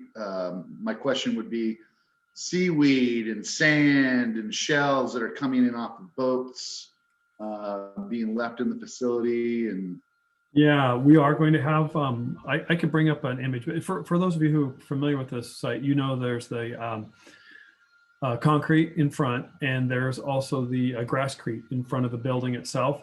We have, if you walk down there now, 2 yard hydrants. They're hydrants that are frost protected, so that they have they're 3 feet tall, and the handle that lifts up and down on the yard hydrant to turn the water on and off. That handle actually pulls the valve open and close that is 2.5, 3 feet down in the ground. That's frost protection. So the yard hydrant can be on 24/7, 365, and it will not freeze as long as it's closed during freezing periods. And so, we have those there for anybody to wash their kayaks off. We'll have some hoses there. The intent is to make the hose short enough where you won't be able to pull the hose into the building, because we don't want people washing in anything in the building. They have to be washing it off in that grasscrete area. And it can run down into the stormwater swale that's down below the grasscrete. We don't want people washing boats off on the wooden part of the pier or down over the water itself. The reason we don't want them washing boats off over the water themselves is just logistics. There's not enough room on the pier for people to bring their boat up and start washing. It'd be too much of a tripping hazard and a headache. So that's where we're focused on that. But I have to say, most of the time, if you bring your kayak, canoe, paddleboard, whatever, up from the beach and you walk it in, you're right. There's a lot of debris, shells, sand, but you're going to be pulling it out in the water. Really, the only thing that's going to be stuck to your boat should be salt water and seaweed, and floats them, jets them, whatever debris stuck to it. But yeah, but that's where, long answer to yes, you're going to be able to wash it, but you're going to have to wash it on the grasscrete. Mary, do you still have a question? No. Oh, okay. Sorry. Okay, no worries. So yeah, so lots of things to think about in that pay structure. And it should a kayak be the same value as a paddleboard, as a canoe? And so yeah, we don't know all the answers yet, but looking for input on that. I have a question. Yes. Is there any chance, I spoke to the man who runs the up in Bothell. He's the Team USA coach for the Olympic hopefuls. They have a facility up there, and they have a public storage piece of it. And they use sort of like the same kind of locks that are used in Airbnb houses, that they can assign a renter an access code, and that's how they get in and out of the building to get to their boat.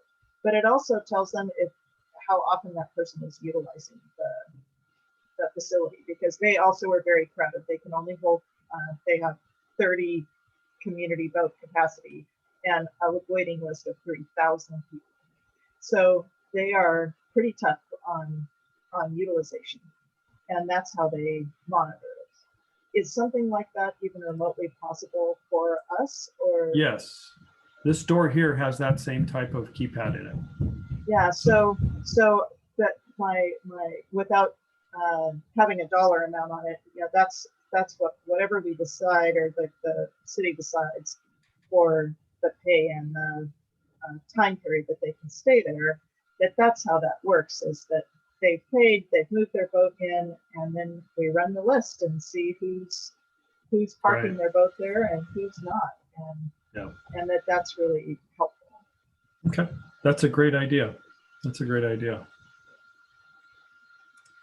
Okay, so the next item I put on here was security lock required by users. So right now, and as Louise was alluding to, this building is accessible by anybody who has a combination to get in there.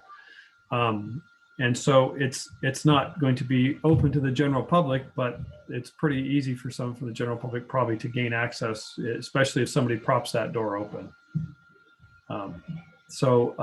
Which they will, because it's hard to get a 17-foot boat out. Well, that's one question we have. So we have this garage door here that's accessible. We need to be able to, we're going to want to be able to allow this as an option for people to get their boats in and out. We have to be cautious about users of it. It's that there is, of course, inherent danger to lowering a heavy door like that and crushing hazards. So, but that's going to be in the terms, and we're going to have to put up signs, I'm sure, to watch for closing doors and everything else. But so we will be allowing access for that. And someone will be, door could get left open. So I'm assuming most people are going to want to have their boats locked. So when we're looking at rack systems, we should probably be, I'm assuming, this is a question, having the rack system manufacturer provide us some sort of security lock mechanism to be able to secure their boat in its storage area. Yes, Roger. I had a couple comments. Are those overhead doors, are they motorized or are they manual? Motorized, yep, with push button switches. Okay. I had a question on that. Well, not a question, just a comment on the pay structure. If there's going to be a long waiting list of people, I think monthly would be better, because then somebody might give their space up sooner than if they'd already paid for a year, and they'll just say, okay, I'll just keep my stuff there for a year. Let's say monthly security lock. I think the user should do it. If the city gets involved in providing locks and somebody's kayak disappears, guess who they're going to come to? Say, gee, the security lock you gave me didn't work. Oh, we wouldn't provide the lock. We would only provide the mechanism that allows them to lock it. Okay.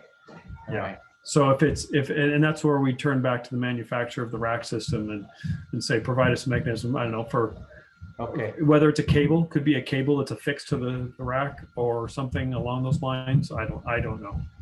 Yeah, maybe access, or maybe connection points, but not even a cable, because if the cable got cut, they'd still say you guys provided a bad cable in my kayak. So at least yeah, and I do have to say, knock on wood, it's a little far away from me, but the doing kayak racing tells me that despite those very expensive boats being down at Scansey Park unsecure, that they have not had a big issue with theft. Okay, well, it's So, good. We actually haven't had any issue with theft. No boat has ever been stolen or damaged. The paddles walk off occasionally. right. Yeah, that's what I've heard. Yeah. But paddles walk off, but those boats don't. And having personally invested probably close to 10 grand into those boats. Wow. For my two, teen USA kids, that's you held your breath every time, but they're still down there and no problems. Okay. So it's remarkable. The big boats, the big team boats that are down there, those boats cost $20,000, $24,000 for the kayak, $28,000 for the canoe. And there's like 8 of them, right? There's $200,000 in multi-person boats for the team sitting in public for all these years. Yeah, a lot. And it's probably close to, there's probably close to $500,000 in boats. Okay. And then the next question. For you. Oh, yes, go ahead. As far as the pay structure, so roughly how many storage units would you guesstimate? Are we talking 10? Are we talking 20? Are we talking 6? Depends on how, I mean, we have to not only allocate, it depends on how many of each type of boat you want. If you're going to limit it to 10 canoes and 10 paddle boards and the rest is kayaks, well, then we can work with the wreck manufacturer to see what that would be. I mean, do you want to limit it to a certain number of canoes? I mean, it's going to take input from neighboring communities to say, what's the ratio of canoes, kayaks, and paddle boards? My guess. Go ahead. I was going to say that would be a great thing for public comment. Doing a survey, now's your chance, paddlers, for actual Cape Harbor people that want to store their boats. What are you trying to store? Is it surf skis or 17 feet long? Whatever. So I guess that would, I don't know, ideally, I mean, a unified rate, how much of this can be automated for like the reservation system? I mean, is this all going to have to go funnel through Terry? Like monthly leases seems like a bit much. No. Terry's No, that's it's not. No way. That's not something Terry's going to be able to manage. Right. Yeah. So, I mean, there's going to be automation then, right? There will. And that's something that we on the city side are going to have to work on. Yeah. Okay.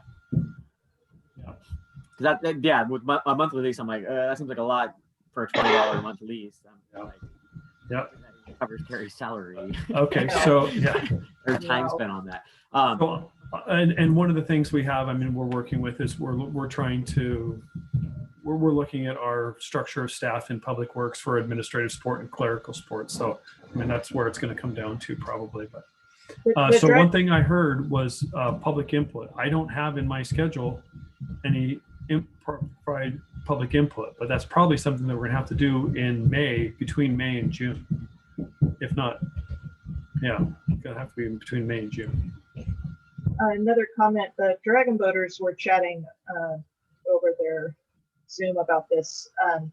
And one idea that I've thought about more and more instead of monthly was quarterly, but quarterly based on the kind of on the weather, that you have good weather, May, June, July, there's one quarter, August, September, October, there's another quarter.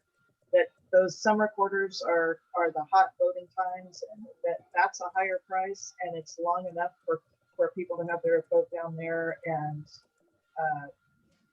maybe it's 2 months, but 1 month feels like an awful lot of turnover.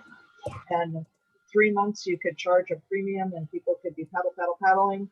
And then you have 6 months in the winter, maybe, or in poorer weather, that is a lesser fee for those 2 quarters, or however we did it. But that would, I personally think that $20 to store sounds low to me. But and I need to store a boat. So I'm one of the people that would be paying. But I think it sounds low. I think I don't think we need to try to make an enormous profit off it either. But it's a service. But what part we are paying for is this maintenance of getting people in and out. More than anything else. So who is getting paid to assign those door codes? I wonder if this same survey that asked what type of boat and what size of boat people would want to store could also get a pain threshold on how much would you be willing to pay per month to store your boat. And Terry, do you have access to that? I think we did that type of a survey a long time ago. Do you remember? I don't remember. I could take a look tomorrow and if you could look. Yeah, if you see anything, I thought we did a quick survey again 2 or 3 years ago. Maybe it's 4 years ago now. I want to say you're right, Jeff, that there was a survey at some point. I remember, depending on the type of user too. Yeah. And then Nicole has a question as well, or a comment. Yeah, I have a question and some comments. So I didn't quite see it in the slide. I saw there were 17-foot length lockers, but are the actual shelves adjustable for, how much? They will be adjustable. there's going to be bolt holes. It's kind of hard to see in here, but there's going to be bolt holes. We, the city, would be able to adjust them depending on, yeah.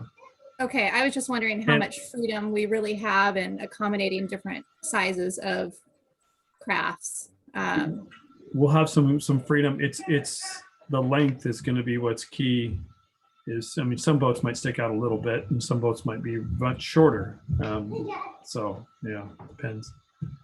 Okay. And this is I just like a the rough idea- sketch. Just a rough sketch.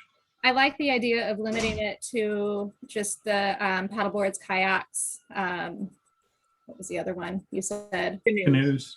Possibly canoes. Those are quite a bit bigger, or can be. And then I guess my comment was, I thought the price, I know we haven't really talked too much in detail, but $20 seemed kind of low. I was just tinkering around looking at, I found a Point Defiance, Tacoma Metro Parks, for their kayak wall, they charge $26 per month. And that's indoor storage down at their boathouse. And they also do an annual option where they give a discount. They just charge you for 11 months for if you want to commit to annual. And they do charge a 10% surcharge during those peak months, like what Louise was talking about. So I guess if we were to do month to month, I feel like we would have a lot of turnover, a lot of people who maybe just want to store their boats during those peak seasons. And I don't know, it kind of sounds like a lot of extra work for managing it, whoever's managing the billing and all that. Maybe considering initially an annual commitment, and then maybe after that, giving the option to go month to month. And then I think in terms of how you would go about choosing who would get space, it sounds like there's a lot of demand and a lot of interest. I would like to see more of a lottery system rather than a first come, first serve, just to kind of balance it out and make it a little more fair for everybody who is interested. Maybe a window of time where people would submit their interest, but we would have to establish everything ahead of time in terms of cost and details. So that's my input. Okay. Thank you. Thank you. Okay, well, so the last one was initial offerings lottery, first come, first serve, and kind of touched on that. But that's just the other item I was thinking that we should be thinking about and provide some input to the Public Works Committee on. Because what I'd like to do is, again, come back at the May 5th Parks Commission meeting, take the input that I received there. Feel free to email it ahead of time if you want, because we'll discuss it at the May 5th meeting, but we'll definitely ask you to email your suggestions to us also. And then, in fact, maybe now I'm thinking about it, maybe the best is to email it to us ahead of time, and we'll consolidate the information and put it into a table and say kind of what the general consensus is. So let me look back on that and look at my calendar. Wish I had While time. you're doing that on the subject of storage for watercraft only, I would strongly recommend no gear. Okay. You either need lockers for things like the skirts and dry suits. The skirts are expensive too. PFDs take up a lot of room. They're all wet. Yeah. Paddling is a wet sport, and there's no chance that that's not going to get. It's just empty. And then the paddles get stolen, and there's no good way. There's no good way to lock them up. I would have people bring their own. The only downside to people bringing their own, which I totally agree would be better for the city in this case, but the only downside is you can't bike very well. You have to be in a car. You have to, even taking a bus is not easy. Taking the trolley, if somebody wants to take the trolley, you can fit your wear your PFD and grab your paddle and you're probably okay. But I mean, if you're getting a skirt and your gear and you bring a dry bag, you're going to be in a car. It's just limiting in that way. Sort of. The kids put all their stuff in their school lockers and carried it all down because there wasn't any storage space for all those years that the team had no storage space. And the one thing, you know, they even had their paddles at school and took them on the school bus. So I'm only a little sympathetic to that. Okay, well, as a motorcyclist, I know I'm not going to be able to bring my paddle on my motorcycle. That is true. You have a sidecar.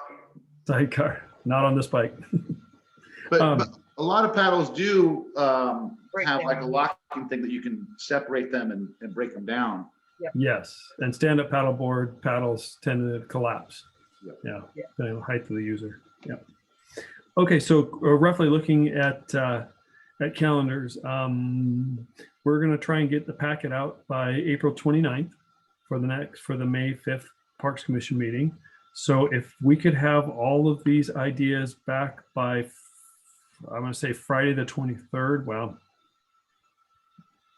let's just say first thing on, give you the weekend, first thing on Monday the 26th. We could have all that input back and ready to go by Monday, morning of Monday the 26th. Terry and I can review that and summarize it in a spreadsheet and get it back out to the Parks Commission in time for distribution with the packet.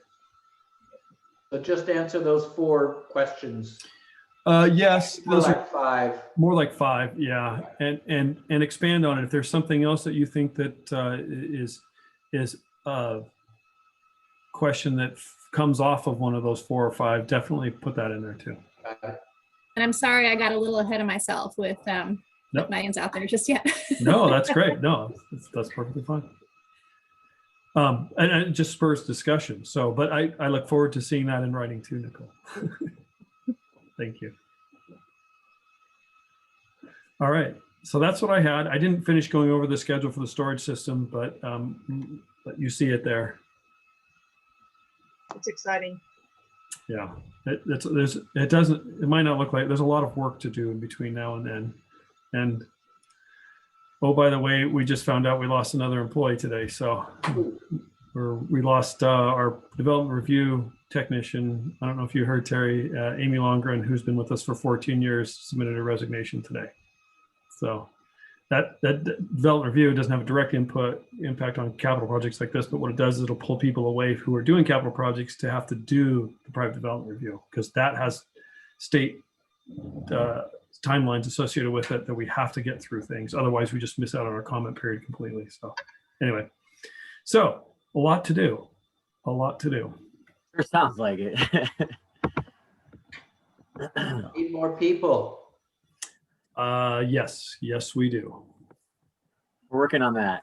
Yeah, we are.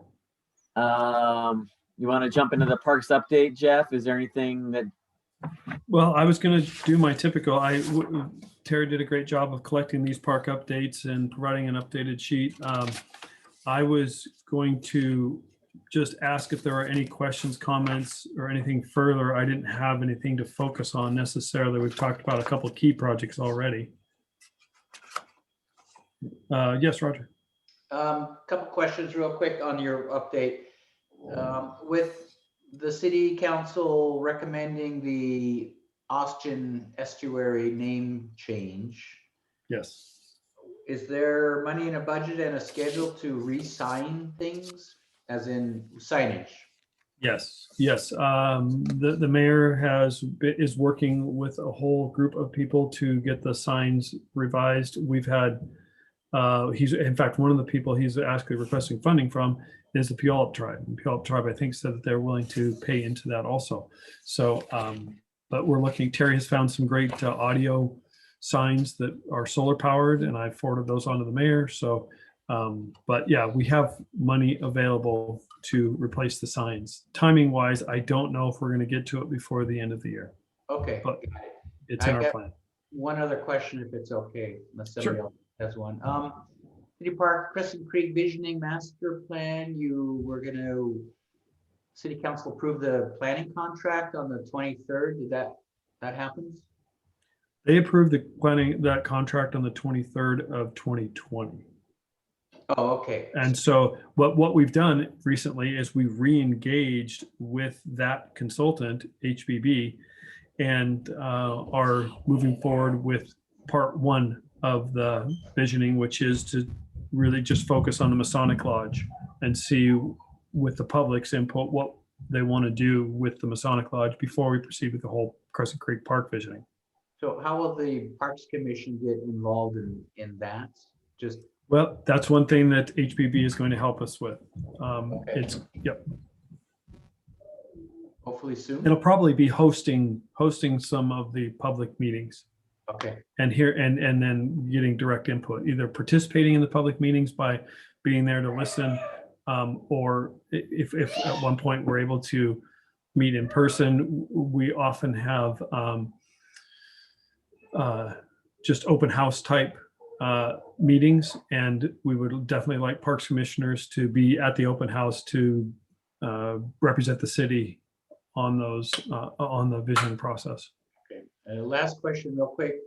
The Scanty Brothers Park bench that got installed, is that the one by the water? Or was that the one by the transformers? I don't remember. It's the one by the transformers. Yeah, okay. I Yeah. wouldn't have been there, but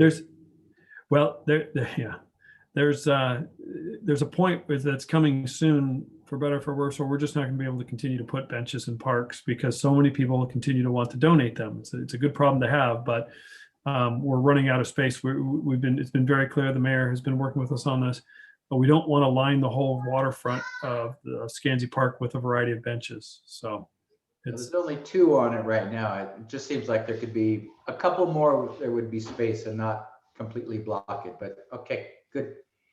Okay. Ben, I think you were next. That was pretty much where I was going. It was like, Okay. hopefully with this inventory, it identifies areas of need for all these park bench donations mostly. So I was hoping to kind of align the need with that. I think that's a great item to put in the pros plan. So please remember that as we're developing the pros plan, to talk about how the Parks Commission sees placement of park benches in parks. Yeah. I was Nicole? at the skate park last night and there were 4 parents that wished there were benches that weren't the concrete benches that look like skateboards. Okay. Because the parents were sitting in their car because there was no place to sit outside. Yeah. Okay. Well, that's a very good point. And I know Terry works with the mayor on citing some of those and Ken Andrews. So we will keep that in mind.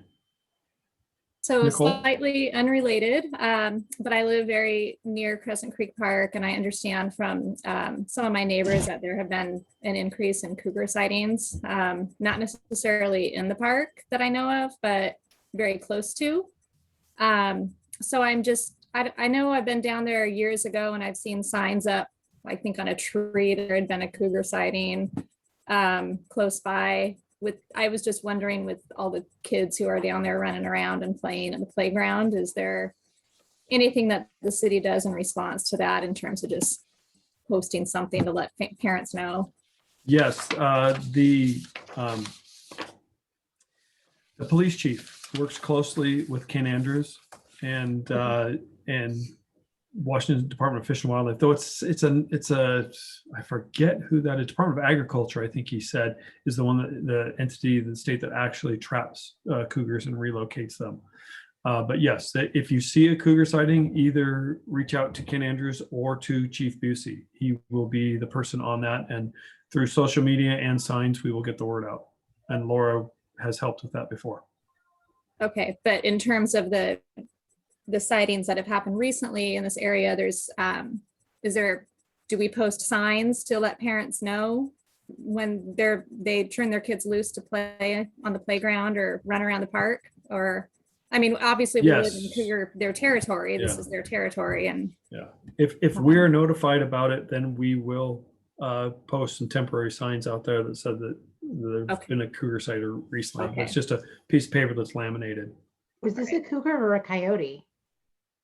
Probably a cougar. I have not seen it personally, but I've spoken with several of my neighbors who have, there was a sighting just, I understand, off on Randall, just across from the park, on Easter Sunday.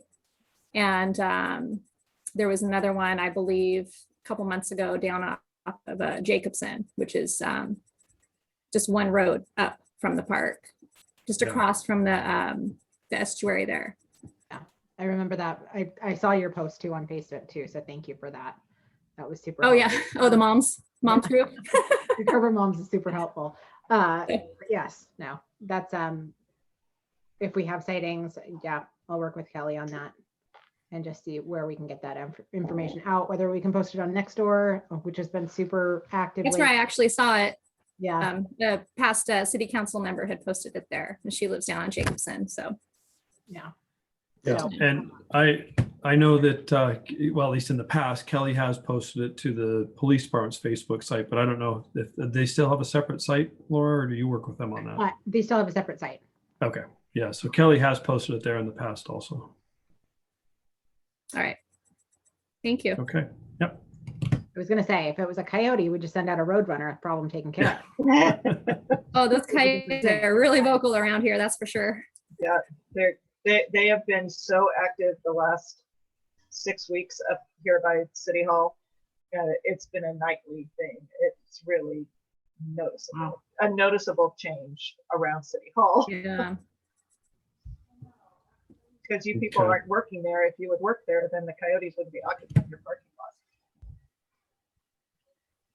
I've heard of a lot. I see him downtown Gig Harbor at the Yeah. post office at night. Yeah. Just Yeah, send- I think that pack is running Yeah. from this kind of City Hall-ish area, Grandview Park, and straight down the hill towards the back of the post office. I think I have one that lives right in my backyard. Yeah. Couple of questions for you, Jeff. And Yep. are you able to share with us at all any particular of the sticky things on the lease agreement with the YMCA that we're getting hung up on? Are you able to share that, or? Not a whole lot. It really just comes down to timing. I mean, that's really what it's coming down to, timing of when can the YMCA commit to raising funds and doing construction of phase 1A. Of course, the city doesn't want to walk away from that site from the partnership with the YMCA. They bring a lot to the table. So we hope we're getting closer. I think there's another meeting coming up. And I know we keep saying we're almost there, but we are much closer than we have been ever in the past. Yeah, and can I add to that as well? Some of the misconceptions that are the biggest ones out there are that the city is purposely putting pickleball courts before everything else, obviously, or that, we could repurpose the Little League fields very quickly with turfing them, or that we put, money into other projects when we could put that into just moving forward with this. And frankly, even if we put all the money that we put into other projects together, we couldn't move that phase 1A. There's been some questions that I fielded just for your information too, about how we could have all of Gig Harbor's city parks become part of Penn Met parks. Clearly, funding is the same problem no matter what, and that would actually limit our funding further. But those are the perceptions that are out there right now, that somehow we're dragging our feet or not listening to the community and putting something first when really we don't have control over the first thing. We're working as much as possible to facilitate the relationship with the YMCA and keep that moving forward, and also put a deadline in so that we get, forward movement. But those are the talking points that I've reiterated again and again. I also think that we need to remember COVID is impacting everybody's fundraising. And it has also, with the Y, it's impacting their own bottom line. And so they have to consider that as well. Yeah, I don't think that has been something that the Wire necessarily wants to promote, but you're Right. absolutely right. They are struggling. They wrote a letter to the city, say a month and a half ago, and it might have been for general distribution, but it basically said, hey, we're struggling and you can't expect us to go raise $6, $7, $8 million in a time when we're just trying to get our employees that we had to lay off back to work. So it's priorities. I was going to say it was nice to see the special events filling back up on the parks on the list. It's nice to see events back on there. Yeah. That's all I got. Anybody else have any comments for Jeff or questions on parks updates? Thanks for everything you're doing, Jeff and Terry. Absolutely. Thank you for working on your day off, Jeff. You're welcome. I knew it was going to happen just when I scheduled this time, so that's okay. And everyone, thank you for having me. It's wonderful to hear what you're working on. And as always, feel free to reach out. We do have some public input tonight. Yeah, we got a couple public comments I got to read off. That I'll read off real quick here. Let me get back to that. Do we want to have committee reports first or after? Yeah, let's do committee reports. Roger, do you have one you want to offer on the? Yeah, it's real quick, and I'll try to make it even quicker. I got contacted by Claire Martini and Brianna Blackburn from the Leaf Line Trails thing. One bit of support they would like is the city of they're writing, they as in the Leaf Line Trails and Brianna Blackburn, writing a letter to the Washington State Congressional Delegation asking them, I guess the Washington State folks are going to start working on surface transportation funding and budgeting. And they would really like to, they're writing a letter asking them to please prioritize trails. And they asked me if the city of Gig Harbor would sign kind of a letter that they're sending out. So we don't have to go through the whole letter here. If I can forward my email to Terry and Jeff, can you guys look at it and say, yeah, somebody in the city would sign it? It's pretty easy to do. You don't even need to send it. There's a separate sheet or separate place where you put your name in, who your authority is, and they'll stick it on the letter and they'll send the letter out. So it's not asking the city for any money. It's just asking the Washington State Congressional Delegation to please prioritize in their budgeting process trails for in their surface transportation. If you guys think, no, it's not a good idea, then just. I think it's something we can put before the mayor to see if he's willing to sign. That'd be perfect. Yeah. It doesn't obligate the city to anything. It's just adding another agency name to this letter that's going to go to the congressional delegation. It's not asking for money from the city, just saying, hey guys, in Sure. Congress, when you do it, think about trails. Mm-hmm. It'd help us because maybe they'll throw some more money towards that bridge over Borgen. I got a little add-on to that as well regarding the Cushman Trail. Ali Busich from Penn Met Parks reached out to me and she asked me to be on their stakeholder group for the outdoor recreation and trail committee for their visioning process for that. So I'm going to partake in that and hopefully get that Cushman Trail some input as well. You know, get some alignment with what we're doing and with what they're building. So I think there's 3 or 4 meetings revolving that in the coming months. So if anybody has any input or wants to share any input or partake, let me know. I'll be happy to get you in touch as well. Any other committee reports? I don't have a committee report, but before the public comment, something real quick. Jeff, are you going to reach out to us on the subcommittee then regarding the pros plan? How we contact, how we're going to work it? Yes, between Terry and I, we will take the 3 members, well, 4 if you count Ben and Ben, but we should keep it to 3 members. I think it's more than 3 would be a quorum, so that adds difficulty in some ways. So we'll reach out to the 3 members, and Terry can get a time date scheduled, and then we'll have a good conversation in the middle of the month. Okay, good. Thank you. Okay. I'm going to go ahead and jump into the public comment that was submitted this month. This is from Colleen Acker at 3320 Lewis Street, Gig Harbor. It says, hello, I would like to make a suggestion for the skateboard park near City Hall. Recently in the news, the city of Bonnie Lake has started requiring skateboarders to wear helmets after one of their young people suffered severe head trauma. Isn't it time to start that requirement in Gig Harbor Skate Park? We are aware it will be difficult to enforce, so one plan is to offer incentives to skateboarders wearing helmets. The subway on Kimball would be a popular location for young people, close and inexpensive.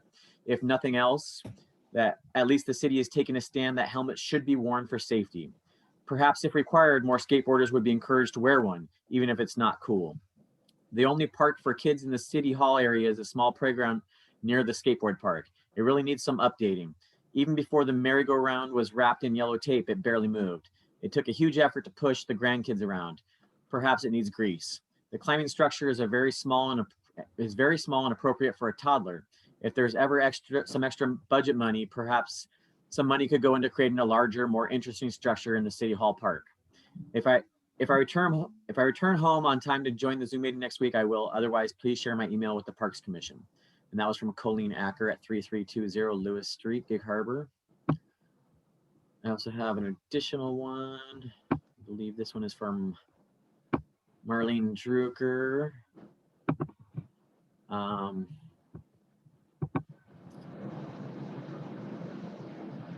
And let's see. Marlene Drucker, 7010 Stanich Avenue, Gig Harbor, Washington.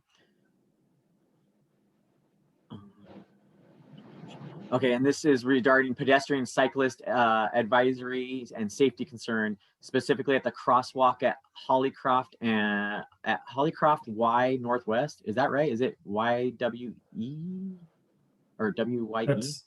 I think that's just what she called it. Okay. Slash Cushman Trail Park. That at grade crossing there at the top of Hollycroft, I think is what she's referencing specifically in this comment. This comment is to bring public attention to a dangerous by design intersection within the city of Gig Harbor. The crosswalk connecting Cushman Trail Park to the section of Cushman Trail between Hollycroft Y Northwest, as this street is labeled on maps, and 14th Avenue Northwest has been the site of several collisions and many near misses. This crosswalk is part of a Cushman Trail, the majority of which is a City of Gig Harbor Park, with a map view attached. The lack of traffic control for cars turning right onto Hollycroft Y Northwest from Olympic Drive and the large radius of the curve at this corner encourages high speeds and a trend of drivers failing to notice crosswalk users. The drivers wishing to make a left onto Olympic have a stop sign in their direction. They also have a difficult angle to view Olympic and try to find an opening in traffic in both directions. They also often fail to notice crosswalk users. This configuration is unsafe, and I believe the city would be held liable if someone was seriously injured there. I'm calling upon you to remedy this flawed intersection in an effective way before this occurs. Signage has been shown to have little or no effect. Please consider closing this spur to traffic, or at least try blocking it off on a trial basis. This area could eventually be repurposed as part of the park and or as parking for the park. Turning vehicular traffic to the traffic light at Hollycroft Street, just on the other side of the Cushman Trail Park, would also improve safety for people in motor vehicles. The city being unwilling to take action would show a disgraceful lack of regard for human life, which does not reflect my values or, I believe, the values of the people who live here. Thank you for giving this serious issue serious consideration. And that's from Marlene Drucker at 7010 Stanich Avenue. So definitely something that I think the city has been aware of, that is a problematic crossing, but just something to bring back to light to consider for future planning, and maybe something can be done to help provide some safety in that in the future. We do have a capital project at we have a plan for that intersection, but the previous city councils have not wanted it funded through the budget process. So it would make that a one-way street, similar to what Marlene is proposing. Gotcha. Okay. And then I don't have an officially proposed or officially submitted public comment from an Eagle Scout who reached out that is looking to do his Eagle Scout project, possibly at Veteran Memorial Park. He's looking to put some flaggage or signage to honor the different branches of the military. he came forward with a rough plan. I think it needs more formulation, and if the Parks Commission is up to it, maybe I could reach out to him and or his Scoutmaster to see if they'd be interested in coming in and talking to us and see if they could maybe formulate a more refined plan if it's something the Parks Commission's interested in exploring at Kenneth Leo Marvin Veterans Memorial Park or elsewhere. But he reached out to us looking to volunteer to the city for his Eagle Scout project. And he's at a troop 217 here locally in the harbor. Sure.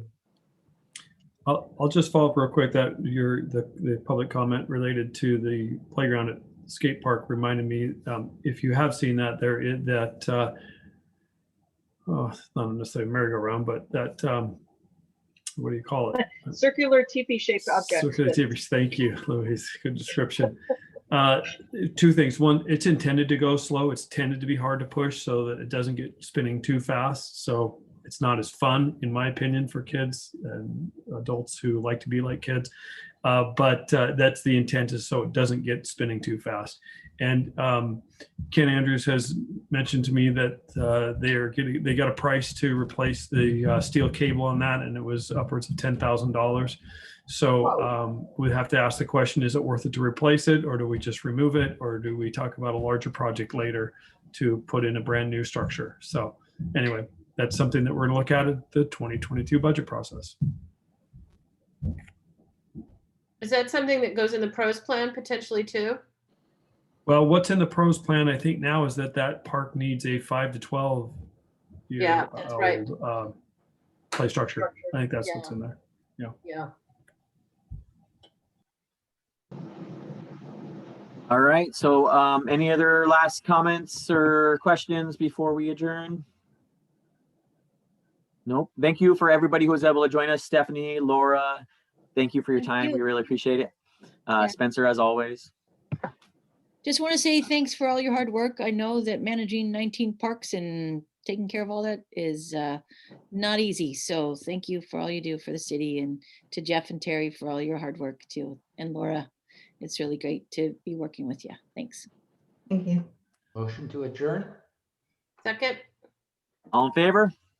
Aye. Any opposed? All right, meeting adjourned. Have a great week, and we'll look forward for further communication from Jeff and Terry about that subcommittee meeting. And I'll send you that email, Terry. Okay. PC Jeff. And welcome to the group, Anastasia. Yes. Yeah. Welcome. Welcome. Thank you. Guys.